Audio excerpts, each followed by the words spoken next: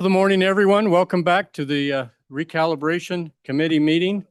This will be our second day for our meeting in August. Appreciate you being here. The temperature in this room is 75 degrees. So if you're sweating, it's not because may not be because of the business at hand. It may be because of the temperature. So I want to remind everyone to silence their cell phone. Otherwise, we'll embarrass you as much as we can when your phone goes off during the meeting. Ashley, would you take the roll, please? Absolutely, Mr. Chairman. For the Select Committee on School Finance Recalibration, August 26th, 2026, Senator Beitman. Here. Senator Brennan. Here. Senator McEwen. Here. Senator Rothfuss. Here. Senator Schuler. Here. Representative Andrew. Here. Representative Bear. Here. Representative Kelly. Here. Representative Nyman. Here. Representative Yin. Here. Co-Chairman Salazar. Here. Co-Chairman Heiner. Here. You have a quorum. Thank you. We have everyone here. Appreciate everyone for being here on this Wednesday morning. We have some very interesting topics this morning. We'll start off with technology, and Dr. Pikus, the floor is yours.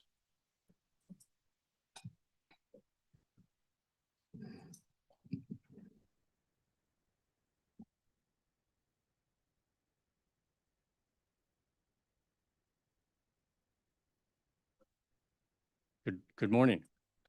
It's a pleasure to be back. If I could take like 3 seconds, I was watching the news last night. I know you all saw the news that Dolly Parton passed away yesterday. The part of the story that really struck me was that her foundation has given away 332 million books to children across the world. And I think as we think about education and what's important, to think that someone could make that kind of contribution to children just was, I thought, really amazing and something that at least I felt like it was worth recognizing for a few seconds. So thank you for your patience with me for letting me do that. Yes, and I was involved in Southwest Wyoming in bringing the Imagination Library to the children in Southwest Wyoming. Dolly Parton pays for the cost of the books. All we had to do with United Way is pay for the postage. And data proves that it raises third grade reading levels when you get books into the hands of children at an early age, because parents sit down with their children and read books. And there's a direct correlation with incarceration rates, with third grade reading skills and incarceration rates. So coming from California, Dr. Pikus, that's one of the key indicators that they use for their prison system. So I am very grateful for Dolly Parton and all she's done. And she has recognized how important that is to get books into the hands of children. And that legacy will continue. Well, I had no idea I was going to get somebody who was so involved in it when I said this. I just was thinking what a wonderful thing it was. So thank you. And I think what a great thing to have the privilege to be able to participate in. What I need to do is share my screen, I think. Is that our plan here? Put the PowerPoints back up.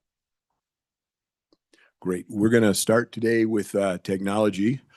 When we last left, the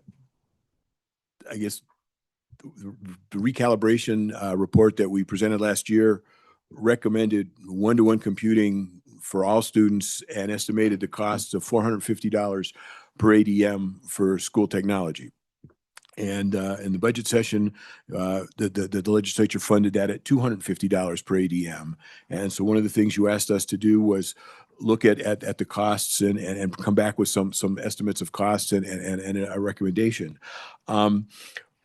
One of the things that's happened is early 2025, my reading of the literature was very clear that one-to-one computing really felt like it was the way to go. I felt very strongly that our recommendation was right, and thought we were saying the right thing. And shortly after that, the world sort of changed. And Representative Heiner, you brought Jared. I'm blanking on his last name. Horvath, that's it. I apologize. And he talked about his concerns about screen time.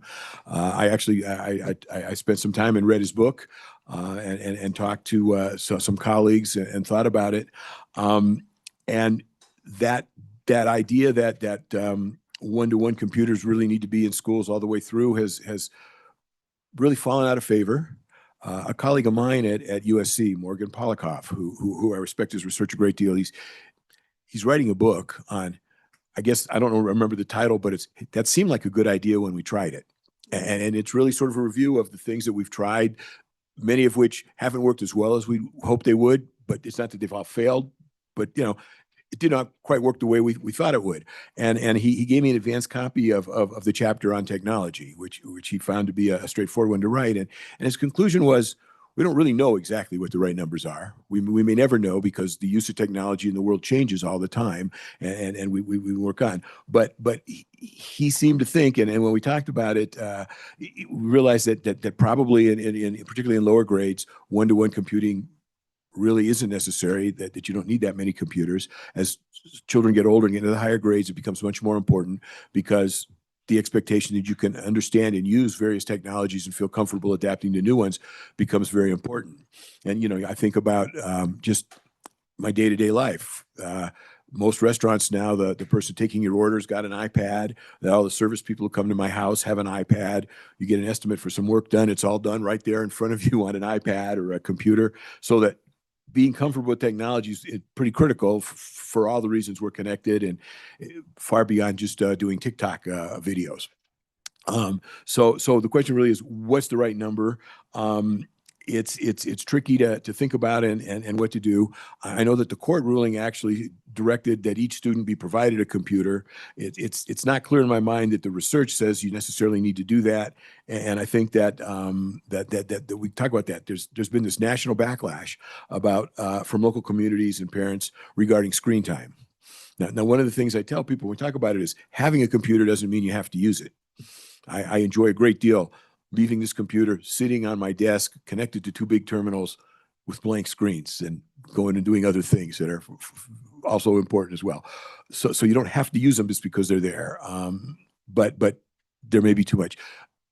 The LA Unified School District is one of the many districts. It's just, in my mind, an important one, not because I live in LA, but because it has 500,000 children. So it influences a lot of what happens. Has created a new policy that has no screen time for children in grades K through 2, and then limited hours in earlier grades and more hours for students as they go forward. And the policy isn't specific about the number of computers per se or the number of children per computer, but as you get into the higher grades, clearly there are more time on using screens. So it's tricky to know exactly what it is. Although my understanding of what you would like me to do is to give you my very best judgment of where things are and give you a sense of what that cost would be. So I did that. I spent a fair amount of time last night trying to dig through some literature and traditional literature kinds of searches that I was trained in how to do, at least through the computer. And then I had a conversation with ChatGPT as well, just to see if I would learn some more, because if I didn't, you'd ask me why I didn't, and your smile tells me I shouldn't.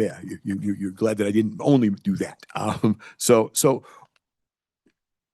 first, I want to start with what our cost estimate was before, where we got to the $450 estimate, which when we precised it out with our little model, it was $6 short of $450, but it's the same number. And what it really is one computer per student or per ADM at $450 to purchase the computer, and then additional computers that would provide computers for spare computers for students so that when they break, they can get it replaced quickly and not lose instructional time. And then computers for credentialed personnel in each school. That's administrators, teachers, coaches, all the other folks who work there. And those ratios were 1.36 in K through 5 and 0.42 in 6 through 12. So effectively what we're saying is we're buying a little over 1 1/3 or 1.42 computers for every ADM, or we're funding that level. And that provides computers across the board for everybody in the school. And then there's a 3-year replacement cycle. And if you estimate that using $450 for all those computers, that's $208.95. And then the rest of the estimate includes $65 per ADM for network printers and copiers, $90 per ADM for operating systems, and $80 per ADM for learning management systems. So I want to emphasize there is money in the estimate to connect those computers and use them and make them work. We also enhanced the number of personnel in school districts to support computing. with a different model that was based more on the central office and connections through the computer rather than going to the school and looking at the computers. We built a model, try to estimate what the cost would be because that question could come up and you might want to know what those costs are. My sense is the better way to do this obviously is decide what you think the appropriate distribution of computers is, and then we figure out what that costs. But it's also helpful to look at it that way, so we can adjust all of those variables and look at it. But my recommendation this morning is that support computers at a rate of 1 to 3 in grades K through 5 and 1 to 1 in grades 6 through 12. And I didn't look directly at that, so I'm not sure I remember exactly which one of these rows hits that number, but it should be, it may not actually be here, 1 to 5 at K through 3, but it would probably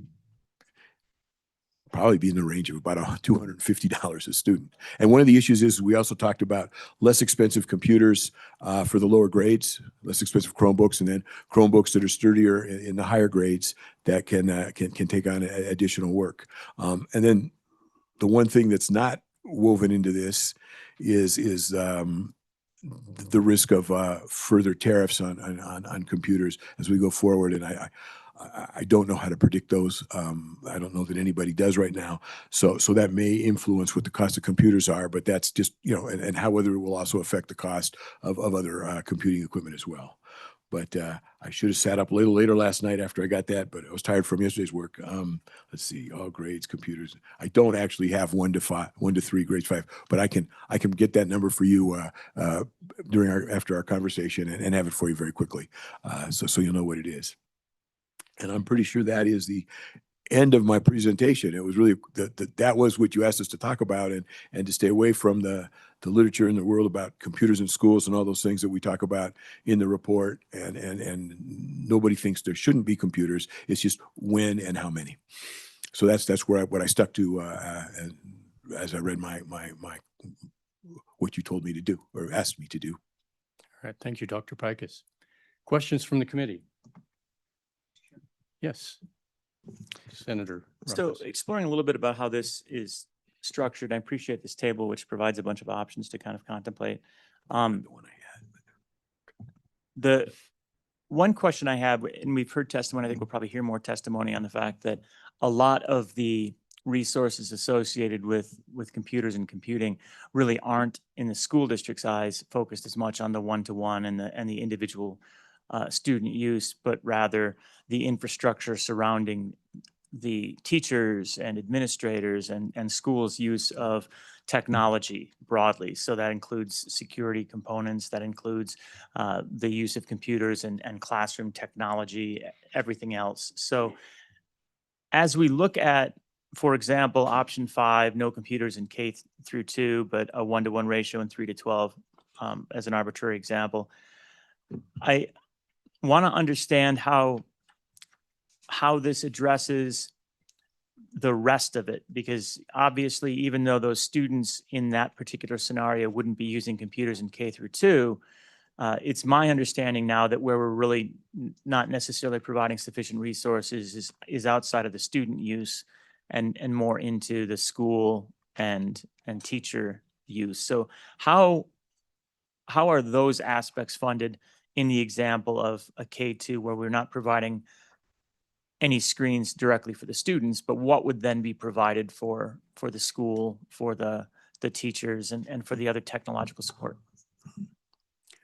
Mr. Co-Chair, Senator Rosas, thank you for that question. I refer you back to slide 35. With the way we built the model was when we had 0 computers in grades K through 2, the model still generated 0.36 of a computer per ADM to accommodate the fact that you didn't want to have 0 for the teachers in the earlier grades or any of those other things. So we essentially, the 3 numbers in the starting with the network printer copiers row, those are per ADM figures, and those would also be applied to the children who aren't actually going to be seeing or looking at screens. And the people we've talked with when we did the recalibration study, and we worked with a number of people who provide these services in district in areas and counties with large rural populations and small districts. It's hard to find anything that exactly matches Wyoming, but we can come reasonably close and understand what it takes. And these numbers were what came through in our analysis. So there is, you may be faster at doing math than I am, but 65, 90, and 80 is what, 170, 235.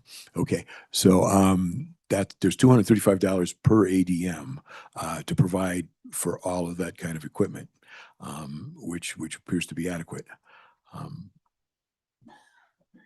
Okay, and on the personnel side of it, the support personnel, none of these proposals change what we currently have in terms of the personnel side. So for the technology specialists and tech director, all of that is unchanged in any of these proposals. Is that accurate? Mr. Co-Chair, Senator Rothfuss, the answer to that is yes and no. Okay.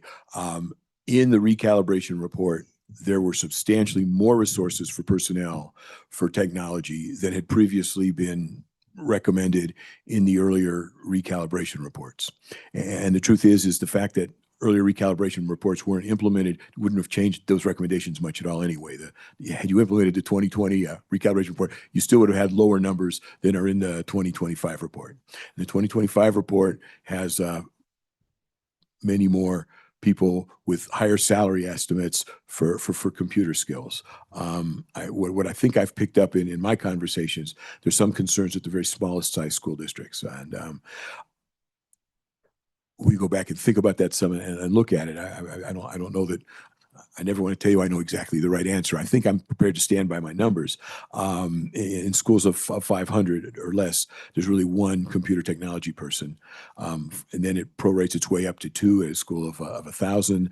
And it goes up a little more from a school district of 1,000. It goes up from there. You start seeing additional people. We think that's adequate. And what the people who I talked to discussed is you do a lot of this work gets done online. That is, you don't have to, in a far-flung district with schools that are 50 or 60 miles from each other, you don't have to drive out to the school every time there's a problem. You can usually just tap into that computer and resolve the problem and talk on the phone to the teacher and do it. Because remember, again, some of these models and some of the ways we thought about this come from when we first started having computers in schools 30, 40 years ago, where someone had to come out and show you how to flip the switch to turn it on. Teachers are pretty savvy computer users on their own. I don't know if any of you have ever visited Teachers Pay Teachers for curriculum ideas. It's a wonderful website. My daughter-in-law is a special ed teacher, so she showed it to me because I was curious. But teachers are pretty sophisticated in how they use computers and what they do and how to fix them when they have problems. I mean, when something goes wrong with her computer, she knows what to do and she knows who to call when she doesn't, and the district can fix it. And moreover, the idea would be that if the Chromebook that some child has gets dropped on the floor and breaks, and that's a not uncommon occurrence. I mean, children are children and computers are computers, and we've all dropped ours as well, right? So this happens. The spare computers are kept at the school. And there are plenty of people savvy enough to plug the computer into the wall and put the Ethernet in the back of the computer and turn it on. And if it's pre-booked, ready to go, the tech person in the district office can get up and running for that child very, very quickly. So I believe, based on the work we did last year on this, that there are adequate personnel at all levels to make this work, including getting good, strong security for the systems and all of that. The one thing yesterday, I did not hear her name, so I apologize. But one of the people who testified is the business manager in Thermopolis, and she said she'd been there 3 years, and it was my impression she knows a lot more than she wanted to think she knew. She seemed to have her job down pretty well. But she said that if we're talking about food services, that she was working with Worland to talk about jointly hiring a food service manager, which makes a great deal of sense to me to find ways to share these resources. Food services is really complicated. It seems simple to just cook a meal and give it to children, right? But there's an awful lot of paperwork that goes into that.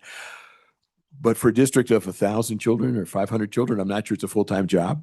Worland and Thermopolis are pretty close together. The question is what kinds of distances can you accommodate as you start sharing these things? That's kind of an empirical question that you'd have to test and see how it worked.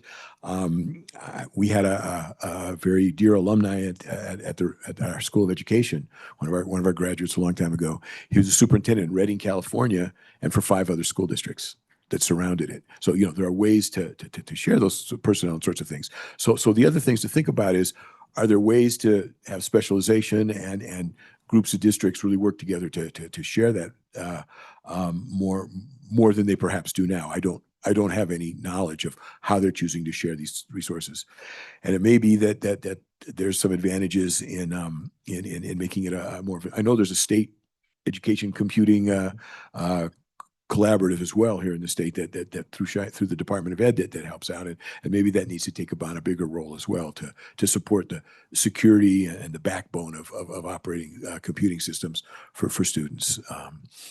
And the biggest challenge is always when the computers go home and they get on a network that's provided at home in some way, and you lose a little bit of control. So the safeguards need to be put in that way, but you can't have a computer take everybody's house either. So yeah, it's making that work. Okay, thank you. I hope that's helpful. All right. Any other questions for Dr. Pikus? Committee, any other questions? I don't see any more. Well, So we will go on to public comment then. Okay. All right.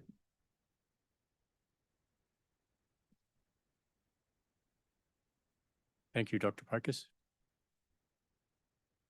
All right. Ashley, do we have anyone online for public comment? Mr. Chairman, nobody has their hand up yet. Okay. All right. Ladies first.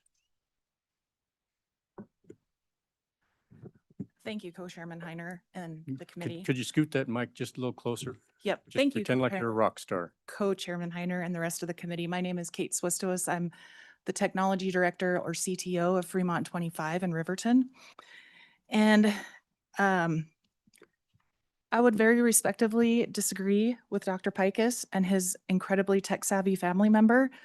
For the most part, teachers are experts at teaching, and they're not nearly experts at troubleshooting computers and infrastructure.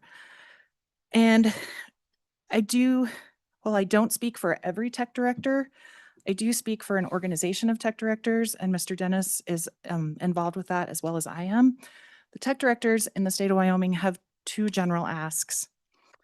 One is that we disagree with Dr. Pikus's assessment that his $450 per ADM accounts for all of the support and the infrastructure that goes to run a school district.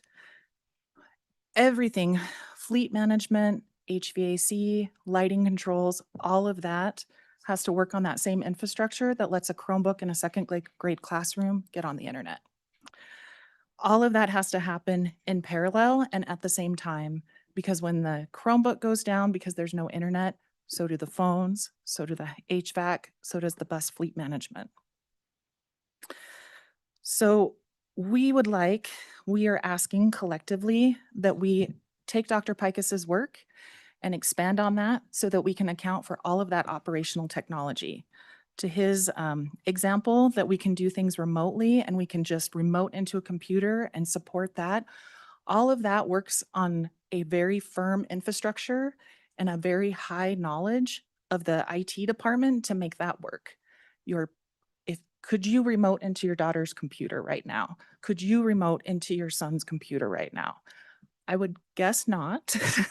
And all of that works with a pretty sophisticated set of infrastructure and personnel underneath. So while we can get efficiencies and we don't have to drive out to every school to flip a switch, we do have to build that infrastructure and support that infrastructure to make that happen. The second ask is regarding personnel, to Senator Roth's point. So in the legislation, there are a couple of named positions, and we find those counterproductive. If there are any named positions in the legislation, we ask that it be an IT director or chief technology officer at 1 FTE, 1 position per district, and then an SIS or reporting person at 0.5 per any size of district. So regardless of the district, whether it's Meeteetse or whether it's Cheyenne, You need to have someone that has a CTO, an administrative hat that can see the whole system. And you need to have a data expert that can do all of the reports. All of the reports that are due to the WDE, they're the same amount, whether you're Meeteetse or Cheyenne. The rest of those positions, it really is up to the district. It's up to their local workforce, the kind of expertise they have. Maybe one district can have a half-time network administrator and a half-time software expert. Maybe in another district, they can have a half-time SIS person and a half-time all the other things person. So it really depends on that local workforce and how you're building the skills of your local people. So having that named in the legislature hasn't been helpful, whereas not having a CTO and an SIS reporting person has been a real a real detriment, I guess, in implementing the new plan. That's all. I stand for questions. Thank you. Kate, I missed your last name, Schweitzer? Swiss toe whiz. Okay, I'm sure you had to spell that for others too. I will happily do that. All right, thank you, Kate. Any questions for Kate?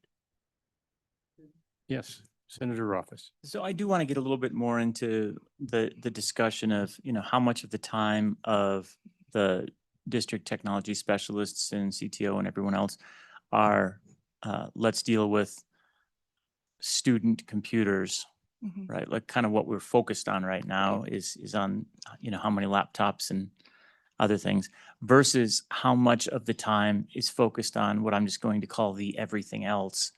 And honestly, you gave a little bit of a description of what that everything else includes. But my understanding is, security systems, that just about everything in the district is now probably in some way connected, and you're engaging with all of those different things. Can you give us a little more understanding of that ratio of workload as well as the breadth of what needs to be covered? So I would very conservatively estimate less than 50% of our collective time in the IT department is spent on direct student classroom technology support. The rest is in all the other bucket. And I'll give you an anecdote. On Friday evening, I got a call from my colleague because one of our elementary schools, all the switches went down and he got the alerts. Well, he drove up there. A contractor for another company was boring and they hit our fiber connection to one of our elementary schools. So starting at 8 p.m. on Friday night, all the way till yesterday at 11:30 a.m., I was working with our guy on site and the contractor that hit the line and made the damage, and then the other contractor that could splice the fiber connection to that elementary school. In that day and a half, Monday to yesterday at 11:30, we also had to let all of our parents know that the phone line was down. So we had to record something on the public phone line, redirect all those calls to a Google Voice number. We had to provide hotspots for our school nurse and for our attendants and for our food service so that the food service line could take who ate. We could do it on paper if we had to, but we had hotspots available. They were left over from a COVID purchase. Our student information system is online, so our nurses need to be able to, have phone numbers if they needed it for families and parents, attendance, that kind of thing. The rest of the school of the elementary was offline for a day and a half, and those teachers had to, come up with alternative plans, which they all did because they're experts in their field. But when I'm talking about someone that can see the whole system, that's what I'm talking about. We had to decide to do an above ground splice in order to get the school online quickly. Now we're working with the vendor on how to make a permanent underground connection so it's not nearly as delicate or, prone to breakage with other contractors. Every time you dig up a road or add a water line or put in curb and gutter, there's the likelihood that your fiber is going to get cut if you don't mark it correctly. So on staff, we have a guy that goes out in the summer months every week to mark locates for all the different contractors that are digging and boring and trenching to prevent just this from happening. So that is one anecdote. It took phones offline. It took the fire alarm is on an analog line, but we have, that is part of the thing that you have to work on. Lunch systems were offline, all of that. So we had to have all those backups in place, and a sophisticated or a technology director that has a whole view of the entire system can make that happen. If you're talking about a library computer technician that is handing out Chromebooks to kids and fixing keyboards, they don't have that large perspective. Follow up? Thank you. That's helpful. So when we contemplate the staffing, you mentioned, one CTO type IT director, and obviously that is in statute, but it's only in statute for larger districts, right? Mhm. And this is something that came up yesterday. It seems that every district probably needs 1.0 IT director as a minimum, then maybe adding other things to that. But it does get to Dr. Pikas's suggestion about cooperation with other districts and cooperation, sharing resources by district. So I just wanted to get your thoughts on that. This is something that I think we talk a lot about over the years, but I don't know that it really ends up materializing. Districts end up being largely kingdoms. Mhm. And, you have BOCES and other things where you end up collaborating. But while there's nothing that stops districts from collaborating, it doesn't seem like it happens very often on these types of things where it potentially could. Do you have any thoughts on that? Is there anything that could be done to encourage a group of small districts, for example, to get together and work collectively on IT so that they have effectively more resources available and more expertise? Sure. We have that informally. We have a YTEL organization that Mr. Dennis is on the board of, and that I'm a member of. And we have monthly meetings with all of it, but it is voluntary. It's not mandatory. The people who participate collaborate highly. I had lunch with Mr. Dennis yesterday, and we were talking about how he implements his time and attendance. So how people clock in, clock out, ask for leave, subs are requested, how they do our system versus their system, and compare like that. We also talk about collectively the support. Like the newest issue is the new state assessment and how that is happening on the Chromebooks. Right now it's broken. So we're collaborating on that and figuring out, what there is to need. Oh, I got this response from Pearson, and they spread it out to the whole group. So that is happening informally, but there is nothing formal. There are no formal purchasing cooperatives. We can take advantage of different things. Northwest BOCES has some purchasing, agreements, but there's nothing formal in that.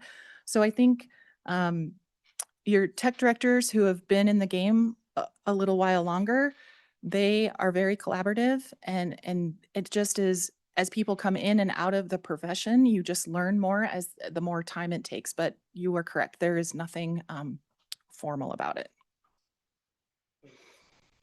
All right. Any further questions from the committee? Seeing none, thank you very much for being Thank you. here.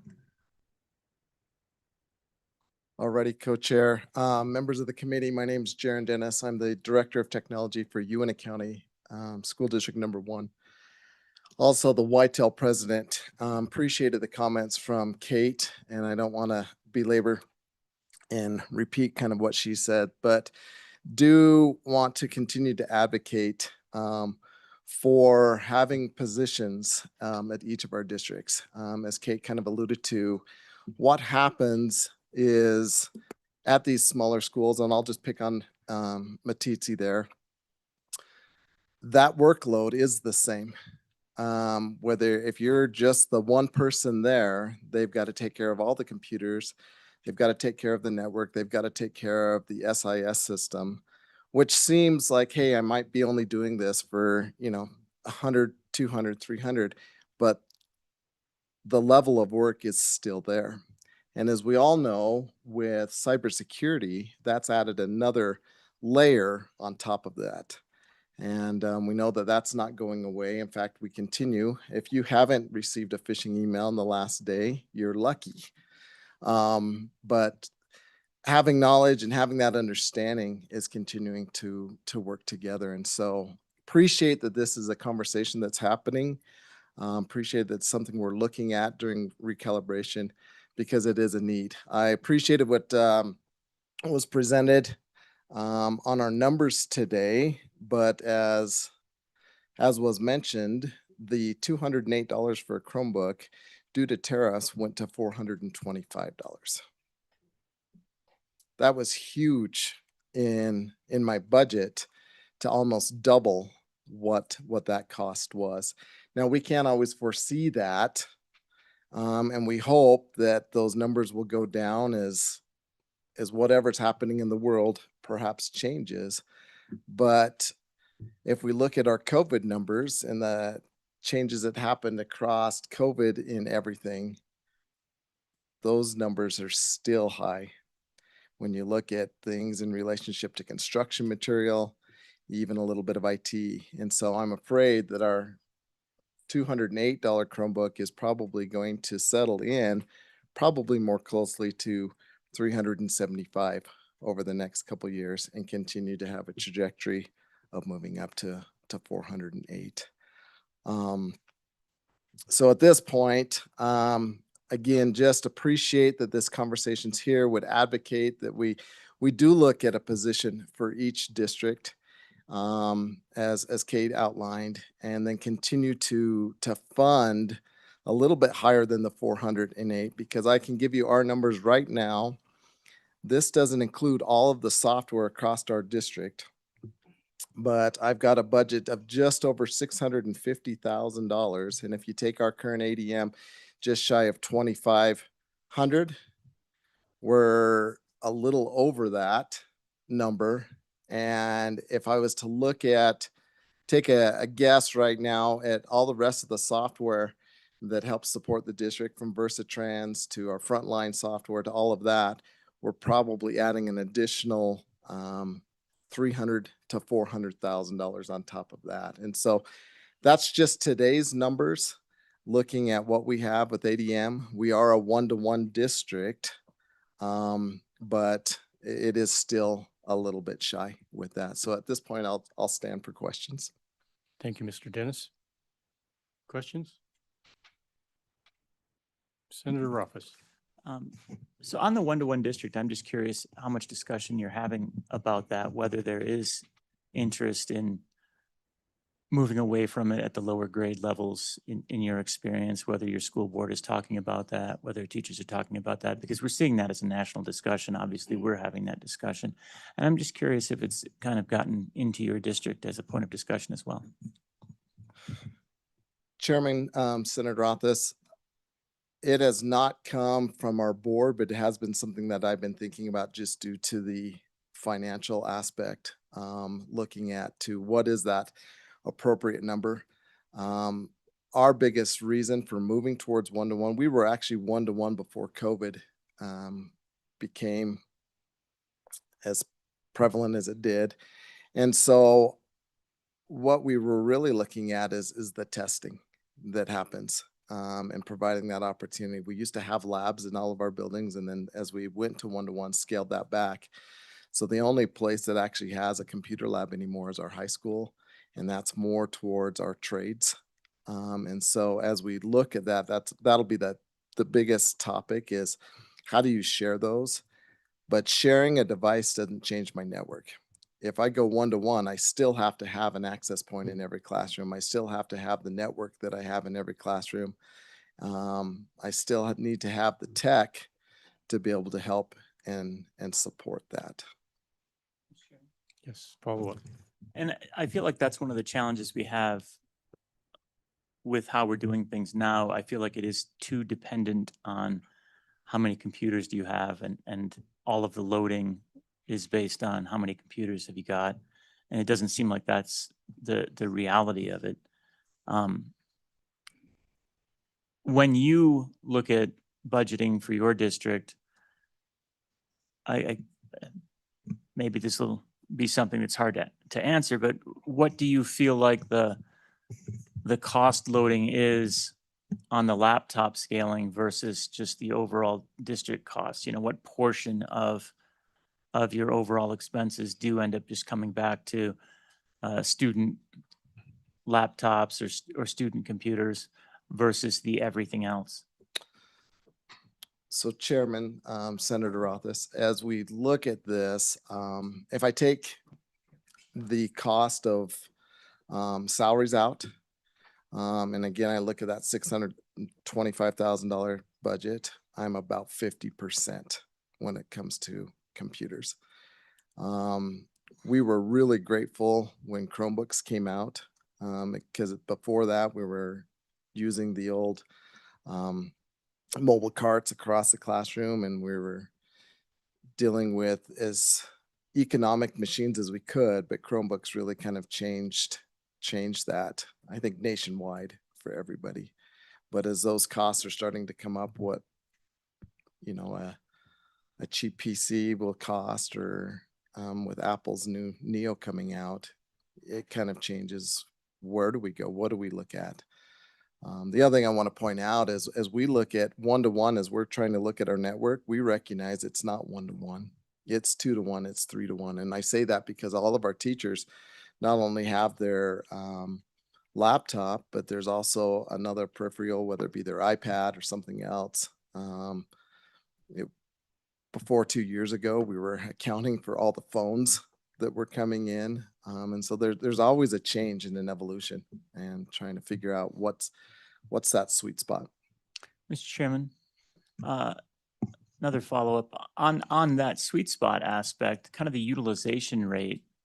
It does seem like once you get into middle school, and this is just based on my experience, middle school and high school do end up using their devices fairly significantly, and that ramps in. But you said you're 1-to-1, and is that 1-to-1 from K through 5? So like you've got an assigned Chromebook for first graders. Is that accurate? That is correct. So Chairman, Senator, yes, we do. They stay in a cart, K3, and then 4, they just start to take those home by 5th grade, and all the way up. They take those home for the classwork that they're doing. So, Mr. Chairman, on that, if you think about the investment of funds, that kind of dollars per minute used or something along those lines, I just can't imagine that those K5, maybe it's just my hopefulness, that those K5 students aren't spending a tremendous amount of time on those, certainly not the K2, but we have them available. They're going through the same replacement cycle. It's basically a burn rate of roughly the same rate. The higher ones are going to have more damage done, so you'll probably have to replace those more often just due to accident. But the reality is you're spending an awful lot of money. Has anyone done any analysis really on kind of the bang for the buck on those K2 in particular, but the K5 overall, the utilization rate versus the amount that you're spending and investing in those devices? So our replacement rate is different at our elementary compared to our middle school, just for Yeah. that very fact. Okay. And so they'll get them in kindergarten, and we don't replace again until 5th grade. And so they'll hold on to those devices for, relatively 4.5, 5 years. So, Mr. Chairman, all right, so they get one issued at K, and that is their device through 6. All right, so you're not going through them very quickly, and No. and they last for that time. So what does that end up working out to? That's about $80 a year or something along those lines per kid year. Okay, that's helpful. I appreciate that information. Thank you. Senator Schuler. Thank you, Mr. Chairman. Just kind of follow up. I think Senator Rothfuss and I are on the same page with, just kind of wondering about, do you have any idea, first of all, out of curiosity, how much screen time you think your K through 3s use those? I mean, you say they're in a lab, but how often are they using them? Any idea? Mr. So Dennis. Chair, Senator Schuler, we recently purchased a product late last spring that overlays on our Chromebooks that will start to give us that data. Unfortunately, it was so late in the year that when we got it, I don't want to give you some false data, but I do have the ability, and as we started school today, we'll be able to have the ability to be able to track that screen time for our students. As we set that up, we specifically set it up for just school hours, so I'm not tracking I know you specifically referenced our K5, but those Chromebooks going home, we won't track that for. But yes, we put that in place just because of what's happening across the nation and wanting to be able to have some good information to share with our parents as to how screens are being used within our district. Let's follow up, please. Yes. Just as a follow-up also is that I know the consultants mentioned the 3-year replacement cycle for all computers. Does that work for you? It does, as we get into those higher grades. And so we have that 3-year rotation. Naturally, our elementary schools, the current rotation that we have seems to work really well. For our teachers, we're actually on a little bit longer rotation of about 5 years. The Chromebooks just don't last as long. Thank you. Okay. Any other questions? Mr. Dennis, you mentioned you purchased a software program to monitor the screen time. What was the reason for purchasing that? Was it because of parental discussion about limiting screen time, or you just any other reason that you decided to start monitoring screen time?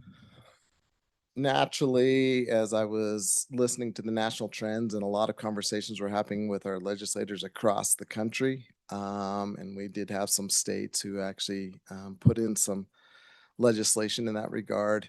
I wanted to try to be ahead of the game, and so was at a conference, visited with an individual who provided a software that allowed us to do that, and so that was our reason for doing that. And as a follow-up, do you limit access to YouTube or any applications like that?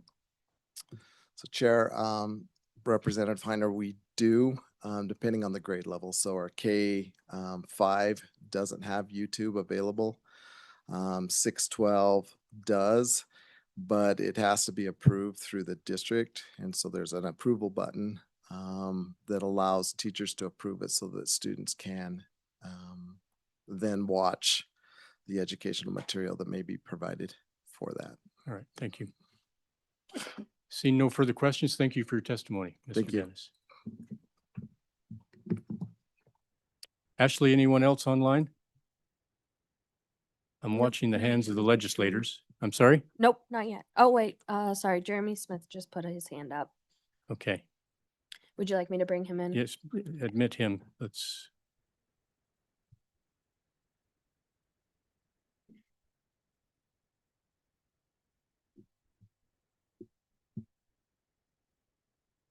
Good morning, Mr. Co-Chairs. Jeremy Smith, Business Manager, Sheridan County School District Number 1. Thank you for the opportunity again to testify by Zoom. This discussion is Mr. Smith, yesterday you were a food service manager. Yes, sir. And I'm also a volunteer fireman. So it depends on who I'm talking to. And I'm also the chair of the Wyoming Retirement System When we Board. talk about athletics, you're going to be a coach as well? I actually am a coach, sir. So yes, I live in a small town with no cops. So all of us wear a lot of hats, sir. All right, please proceed. Thank you. This discussion is going very well. I want to just reiterate, I think having a tech director position in every district would help solidify how we actually operate in real life. In our district, we actually contract for that service, but it provides the resources necessary to pay for that contract. Just one nuance I'd like to add on the student information system. Every district is required to have one. They're complex. They're the big beast. Those databases are critical to reporting, monitoring students. I mean, all of the things you can imagine. And so as you guys are contemplating how technology services and infrastructure are done in districts, some form of student information system reporting FTE is critical. I don't know that it has to be a minimum of one in the very smallest, but some formula that gets some resources to districts to provide that service and that position is important. So, sir, that's my comments. I thank you for the time, and you guys are doing great work as always. So stand for any questions, sir. Thank you, Mr. Smith. Okay, ladies first. Mr. Chair, Committee, Tristan Green, Chief Financial Officer for Albany County School District, and I'm just here for moral support from the guy that knows it all. Okay, go team. She seems very optimistic. Good morning, Mr. Chairman and members of the committee. My name is Sean Heim, and I serve as the Chief Information Officer and Cybersecurity Officer for the Albany County School District in number 1 in Laramie, Wyoming. We serve approximately 4,000 students and 800 employees. Our technology department consists of 10 people, and we currently manage about 2,250 endpoints. As you consider technology during recalibration, I would encourage you to keep one distinction in mind. The number of computers a district owns is not the same cost as the cost of operating its technology environment. Student and staff devices are certainly part of that cost, but behind those devices are networks and wireless infrastructure, cybersecurity, identity and account management, filtering and student safety systems, student information and learning management systems, cloud services, classroom technology, software licensing, data integration, assessment platforms, communication systems, and technical support, just to name a few. Many of those costs remain regardless of the number of endpoints and devices a district owns. I know there's been some consideration of modifying the one-to-one model. I would caution against that. We've seen a clear operational benefit from maintaining a one-to-one student device model. When a Chromebook is assigned to an individual student, that student has clear responsibility for the device, and we maintain a complete history associated with that specific asset. That accountability has helped us reduce device breakage because students are more likely to take care of equipment they know is assigned directly to them. It also allows us to determine what damage occurred, when the damage occurred, document that history, and when appropriate, recover the costs associated with repair or replacement. Moving away from a one-to-one model will increase Chromebook damage because devices become shared resources with less individual accountability. It will also make it more difficult to determine who caused the damage and, as a result, reduce our ability to recover those repair and replacement costs. As an example, last year we spent more than $25,000 on Chromebook repair, just Chromebook repair and replacement for the devices that we have. We've seen a 25% reduction in device damage over the last year because of our one-to-one ratio. We put cases on Chromebooks and purposeful distribution of Chromebooks to all 5th graders and all 9th graders. The cloud environment has also dramatically changed what school technology departments are responsible for managing. In the last 90 days, our Microsoft Defender for Cloud apps identified 2,580 distinct cloud applications and services being accessed within our environment. Among the users observed, the average user interacted with 80 different cloud applications. During that same period, Defender, our Microsoft Defender, observed 4.8 terabytes of cloud application traffic, including 1.1 terabytes of data uploaded to cloud services. That doesn't mean we purchased 2,580 applications. It demonstrates the scale of the environment that modern school districts now have to govern for cost, cybersecurity, and data privacy. That governance also produces measurable financial results for us. We've eliminated approximately 100 software platforms and about $100,000 from our technology budget by identifying duplicate software offerings, consolidating products, and changing licenses. For example, we were spending approximately $12,000 annually for a platform called Screencastify. We determined that only 7 teachers were using that particular platform, and that functionality we already had through another product called Canva. We determined that Canva could meet that need at no additional cost, so we eliminated that expense. We have also reduced Microsoft licensing costs by moving employees who do not need locally installed Office applications to less expensive cloud-based licensing. We are currently reviewing our employee onboarding process for the same reason, with the goal of eliminating additional software and making the process more efficient. That work saves money, but it also improves cybersecurity. Every unnecessary application is another account, another vendor, another potential repository of district data, and another system that has to be secured and monitored. Cybersecurity itself is another major operational responsibility, and much of that work is invisible when it succeeds. During essentially the same 90-day period, our Microsoft security systems blocked 10,660 malicious emails before they reached our users.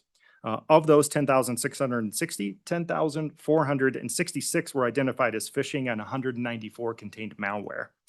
In addition to those messages blocked before delivery, Microsoft automatically removed another about 5,000 malicious messages from users' mailbox after they had initially been delivered because they were subsequently identified as phishing, spam, or malware threats.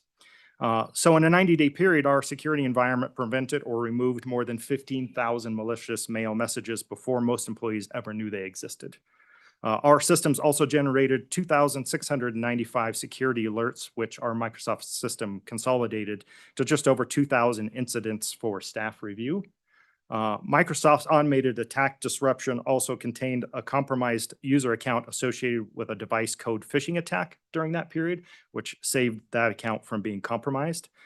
Those numbers are important because they illustrate something that traditional technology workload measures often miss. Nobody opens a help desk ticket for the phishing message they never received. Nobody submits a support request because malware was blocked before it could execute.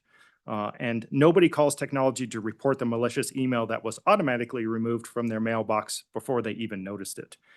But the system's policies, monitoring, and skilled personnel required to provide those protections are still part of the operational cost of technology. We can measure whether those efforts are improving our security posture. Our Microsoft security score is approximately 70 out of 100 when compared to other organizations of similar size that receive a score of 45. Microsoft reports our score as nearly 25 percentage points higher than that of that comparison group. I would not suggest that any school district can eliminate cybersecurity risk. We cannot. Our daily job is to mitigate that risk.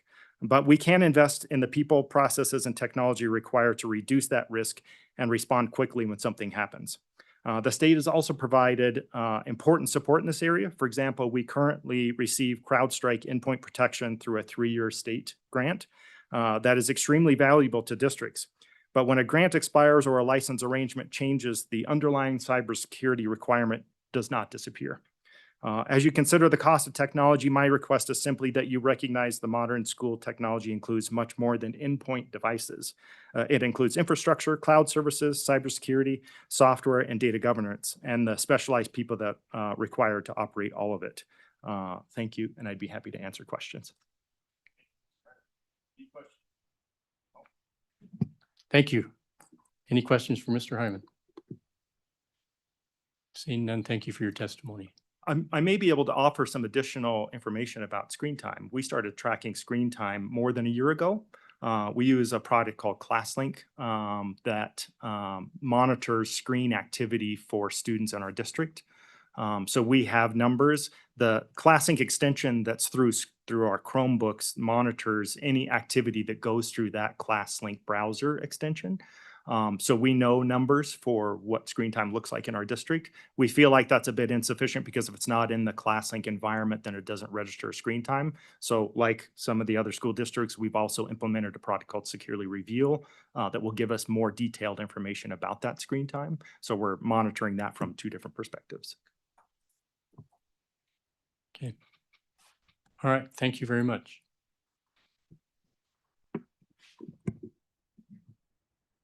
Please proceed.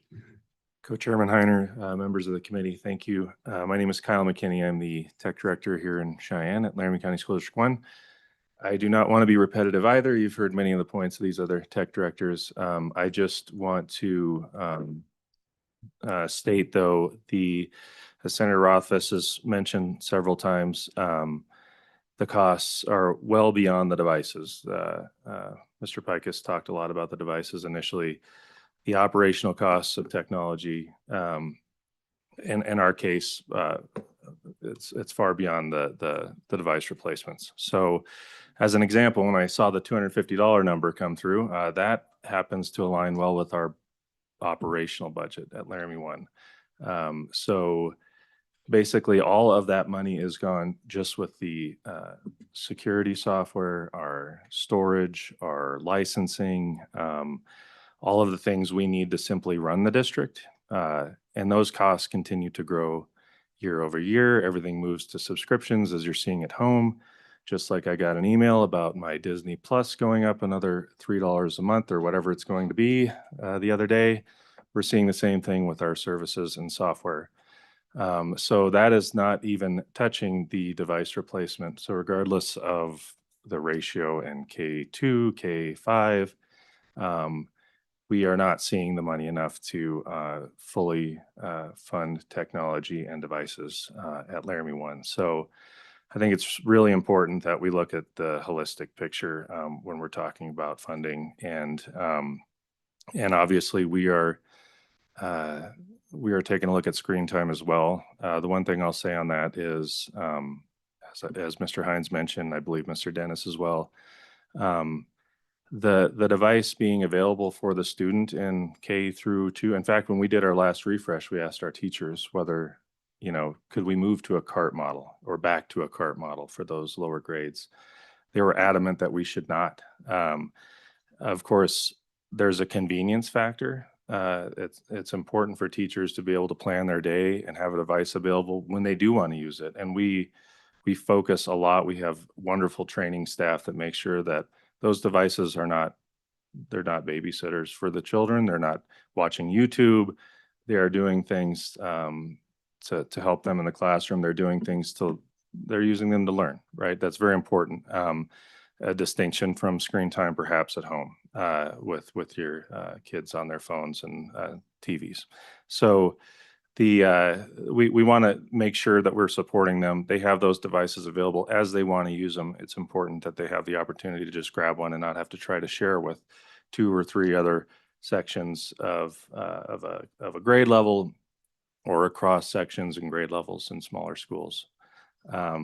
So again, not to repeat all the points brought up before, but I do think the cost of $250 doesn't nearly hit it, unfortunately, and we'll continue to see those costs grow, as mentioned by several others. So, Thank you, Mr. McKinney.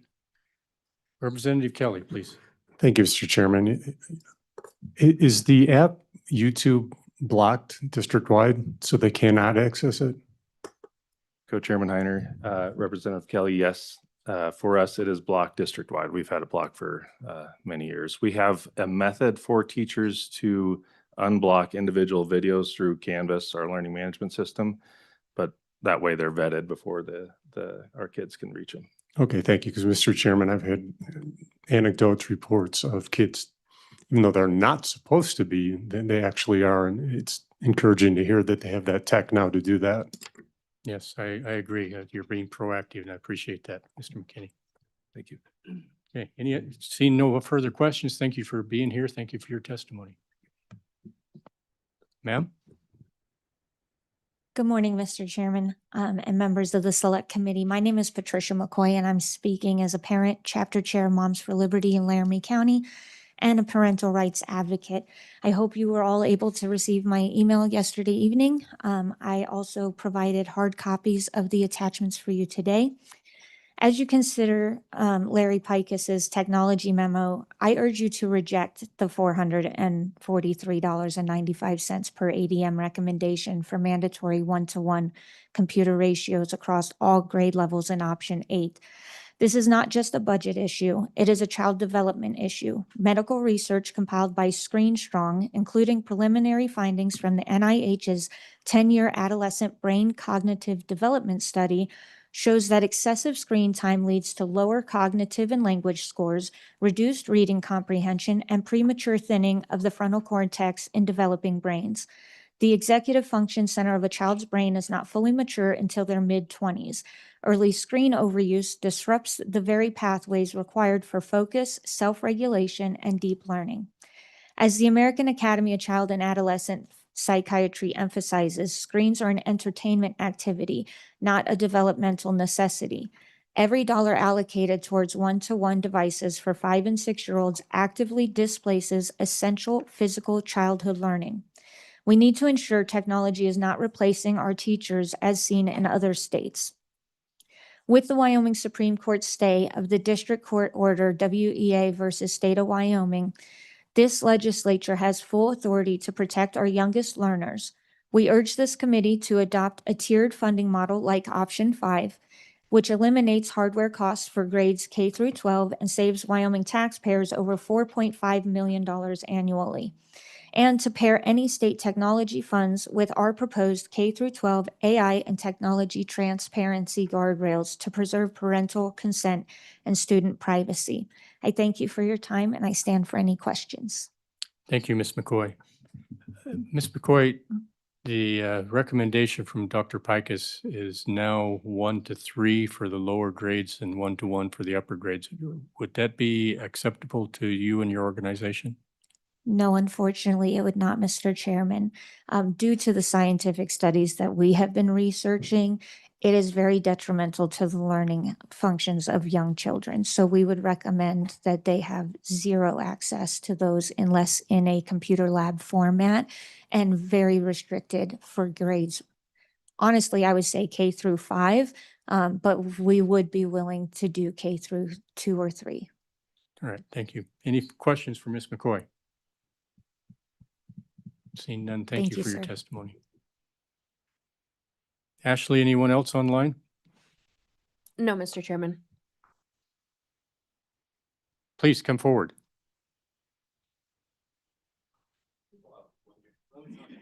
It's a warm room. We turned up the heat so that people would feel the heat. Please sit down. We have people online, so turn on the mic with the green light so everybody that's online can hear you. So push the button until the green light comes on. Then introduce yourself. Okay. And then proceed. My name is Braden Samuel Fales Flanagan, and I'm speaking with Kylie Wall. And I have a speech written for you guys, and then I have some other things I would like to talk about. Let me pull up that speech. So my speech is going to be mostly focusing on the personality and the humanity and the individuality of our students. So before I begin, I should probably tell you my bias as someone who works at Zoomies, loves music, gaming, and creativity. I'm very much against the use of AI to teach in schools. I believe in strong character and personality, and AI sickens me when it's used for a cheap cop-out when artists that draw things by hand and have a genuine story behind it. I'm not afraid of AI, however, I think it can be used properly. For example, Kelly Ivanov at Wyoming Plant Company, YPC for later, plans to use AI in the AI program to directly input his inventory and plant knowledge to help people out on their yards. So that process, he's been working in agriculture for super long. He's a vet. He knows how to get something growing. And he's going to basically sit there and manually put in every piece of information.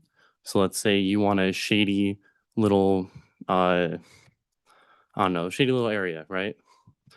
And it has low sun, maybe really bad soil, or maybe really great soil. You're going to sit there and plug that in and be like, cool, here's this plant, this plant, this plant, this plant to help you figure out what you're doing.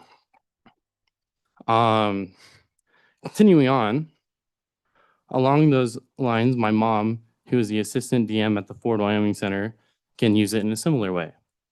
Instead of sorting out shows, venues, seating, and so much more, and I can see the stress that it puts on her, she can use artificial intelligence to aid her by sorting through large amounts of information to better perform her job.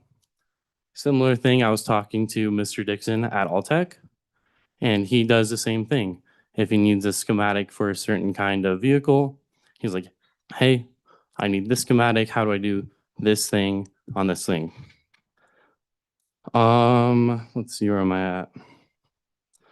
AI is a piece of technology, like a spear, fire, and vehicles. It can be used properly to help the world. It can also be used to destroy groups of people, like we've already seen. It is a tool like a hammer. It can be swung hard, but can also be pulled out nails.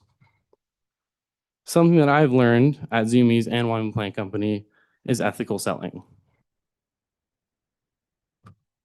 Hey, Mr. Chairman, Yes. you're doing great. Thank you. Don't rush. Yeah. We all want to listen. You're Oh doing yeah, great. I do got to rush. I got to get back to my store. Okay. Yeah. I'm walking on thin ice right now, let me tell you. No, we appreciate you being here, Mr. Flanagan. Thank you for having me. We're all listening. So ethical selling is just using your better judgment to place a product that will benefit them and will do good for that person. For instance, I had a young gentleman going back to school shopping. He was looking for a low-key but noticeable look. He wanted some baggy jeans and a crop shirt and things of that nature. Me, being the salesman I am, suggested a big, bold spray ground bag that was a bright pink because I saw it, caught his eyes, and I knew that price tag was a little bit higher. My boss, having the sense that I didn't, and the moment pulled me aside and said, "Do you really think he wants to be wearing that bright, bold pink spray ground when the Jan Sports are right there and $10 cheaper?" This question grounded me. The thought of this nice kid who wanted to be left alone for the most part, having a super popular bright bag, made me think a lot harder about what I was selling. AI is no different than the spray ground backpack in this context. Would it be mistreated towards the students to sell him? Oh, sorry. In this context, would be a mistreatment towards the students to sell them something that they didn't really need. I have seen people online talking about how AI is a money grab for businesses and schools, and there are less people to pay. Ooh, whoa, I pressed the wrong button.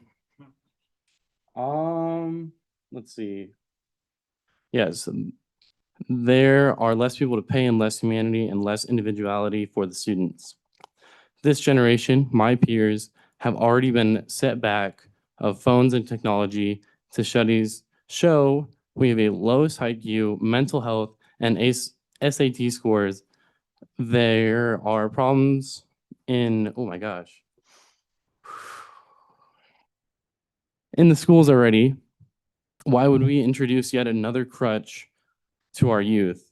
According to the report on the condition of education of 2025 by the National Center of Education, statistics at the IES for both 4th and 8th grade, higher percentages of students perform below the NAEP in basic in 2024 than in 2019, and lower percentages of students performed at a or below an NAEP proficient in 2024 and 29. A lot of that's the same thing. Here's a story from my use in AI. We were reading To Kill a Mockingbird. Oh my God, that book put me to sleep every time I picked it up. I did not enjoy it, did not find interest in it, and I could not chug along with it, but I needed that A. So I pulled up an AI summary on my phone, and I had basically everything written out for me for every chapter. All I did was put my own spin on it, pass the class, he was none the wiser. And that genuinely scares me. I couldn't tell you a lick about that book, and I know it's important. I know it did a lot of things for this country. Couldn't tell you anything about it, right? During my age, we had Cliff Notes, so it hasn't changed. There you go. I use that one. I know that one. Yeah. Oh yeah. But yeah, basically that's a lot of the stuff. I would like to also shout out some of the teachers that have been there and inspirational for me and the person that I want to be. Because they just put so much love and so much effort into their work, and it shows. So like Miss Edwards, Mr. Stark, Mrs. Bolander, Miss Tyson, and so many more, all put so much in their work, and they bring it home and they think about it, right? And that's something that not a lot of people are willing to do nowadays. But I have one little story to tell you, and this one I'm probably gonna get emotional. I'm gonna be so honest. I lost a friend to a self-inflicted gunshot wound at a party because of this. Because of people on his phone telling him things and putting things in his head. 2 years previously, he was in an awful car accident because he was being stupid. He killed 2 of his best friends, and he would come into my store and tell me about it. He'd say, I see them sitting there with me still. And it is genuinely awful and heartbreaking to think about. And his parents, sure, they're not the nicest people, but they are genuine people. and they did what they possibly could and are still trying for their other children. And I remember meeting his little sister. And I had this board that I built for him. It was a Cricut board. It was white. And he had his back wheel. One of his back wheels had to be flipped so he knew where his tail was. And I rebuilt it for him. And wow, that's an alarm. I grounded me. That was nice. But I built this board for him, and he'd come into my store just so happy and so much just life in him. And it scares me to death knowing that he was going through so much because of his phone, because of what people were telling him, because of AI, because of the influences in other states. Terrifies me. Because he was, and I hear he was just like me before that accident and before he started doing the things he was doing. And all I can think about is if I was there, if there was something I could have done better. And I know it's an awful thought, but that's just where I'm at. But I genuinely want AI and more monitoring on the cell phones because there are things that are slipping through the cracks. There's people that are not getting the help that they need because there's not proper monitoring. And the one-to-one thing, Kylie made sure I had to talk about this. That was a genuine help for me. I was having teachers and people to not physically, but like push me forward and challenge me because of that way. They had the ability and the funding to sit with students like me who will sit there bored and act up if there's not something to challenge in front of me, you know? But I think we are taking a step in the right direction. I think the conversation being had and the things that are going on are super important. And I'm grateful. I will be available for questions. Kylie can help me figure out how to get in touch with everyone online, but I got to book it. So have a wonderful morning. Everyone drive safe. Yeah, I think that's where I'm at. All right. Thank you, Mr. Flanagan. Appreciate you being here, taking some time to be here and for your testimony.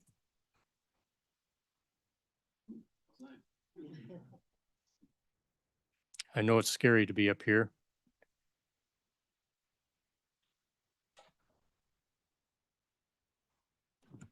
Thank you, Mr. Chairman. Kirk Schmidt from Lander. That's a tough act to follow.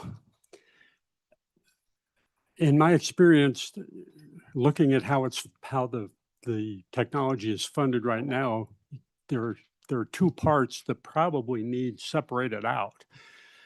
If you look at a school district between 1,500 and 2,000 students, the minimum number of staffing required to keep all of that technology running, and you're well aware of how it's just not classrooms anymore. It's the whole district that runs on that. At a minimum, you're going to need a technology director and 4 people. If you look at the current funding at $200 per ADM, there isn't enough dollars in that formula to even pay for the personnel costs needed to run that district. At 450, you're going to eat up approximately 75% of that allocation. I would suggest that when you're looking at this, you look at how other things are allocated, staffing versus the other costs, because they are truly different. And in each district, you're going to have a fixed cost associated just with the people to run it.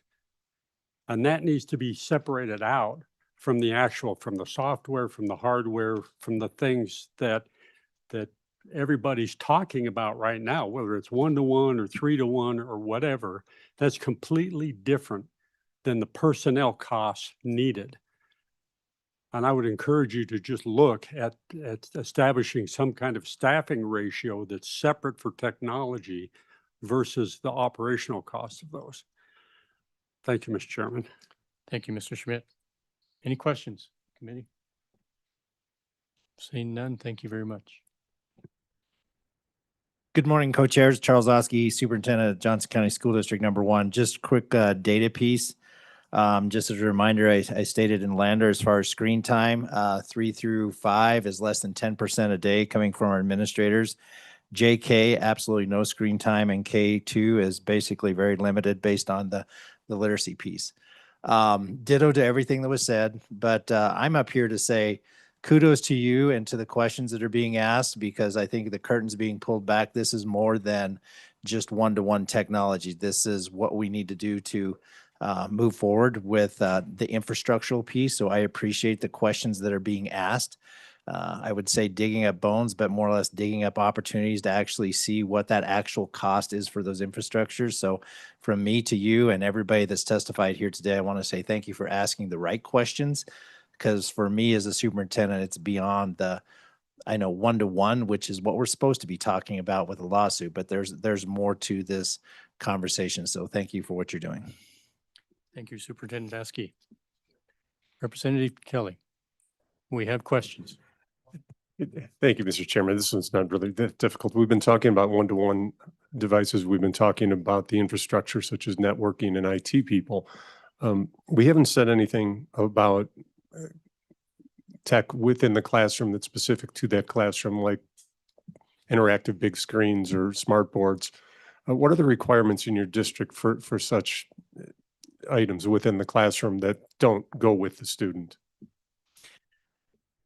So co-chair, Representative Kelly, that is a great question, because I was sitting right there in the chair too. This is beyond just even the infrastructure, and where we're going is creative teachers use whether you call them smart boards or different devices to really enhance the educational opportunity for kids. Is there a specific requirement we have as a district? No, but we try to support our teachers so they can provide quality instruction at every grade level, and it's going to look different in each one of those. So interactive boards, is this something that we expect them to use throughout the entire day? No, but if you go watch a master teacher who's creative with what they're doing with kids, they do incorporate some type of whiteboard technology, which I've learned in the last couple of weeks, we have spinners, time management pieces that keep kids moving and engaged throughout that process. So as far as us, Johnson County School District Number 1, we don't have a requirement for that. We tried to support our master teachers, just making sure quality instruction taking place. Follow up. Yes. Do you have any, just a ballpark figure maybe about what the expenses in the district are on such? Because this sounds like technology that's, I believe, more beneficial than detrimental. Well, I will get that official number to you, but right now I can tell you our budget for Johnson County School District Number 1 is a little over $1 million going into this school year, and we're funded at about $420,000. So around a $600,000 deficit of where that is. But I do know we have technology in every classroom. We've just put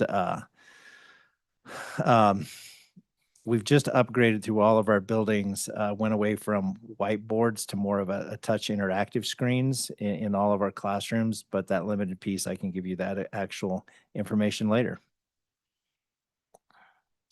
Any further questions? Now I think we're done. Again, thank you for the opportunity and for the questions you're asking. All right. Thanks. Thank you, Superintendent. Ashley, anyone else online? No, Mr. Chairman. Okay. Any further public comments? Going once, going twice. Okay, we'll close public comment and move on to student activities, and then we'll take a break after student activities. So Dr. Pikus, it looks like you and Mr. Wilmarth are up on this one.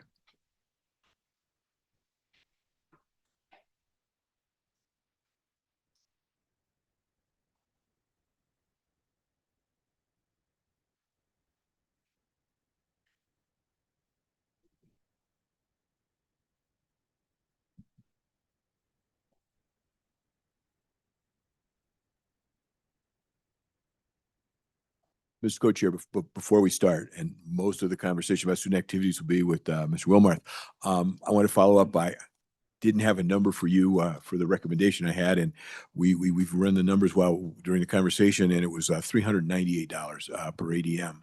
The one other thing I'd like to add, if with your permission, Yes. as we talked about this, was a great deal of concern and conversation about staffing for technology, and I think it's important in the document in the recalibration report in the section on the central office where we have staffing positions. There are substantially more technology staffing positions than there have been in our previous reports because we did recognize that they were very thin. But the other thing to think about, particularly in districts where there's a concern about the number of positions specifically labeled as a computer tech position, for example, a 2,000 student district, the district also has funding for a superintendent and 2 positions who are deputy associate assistant superintendent, for 2,000 student district, it was 3 of those.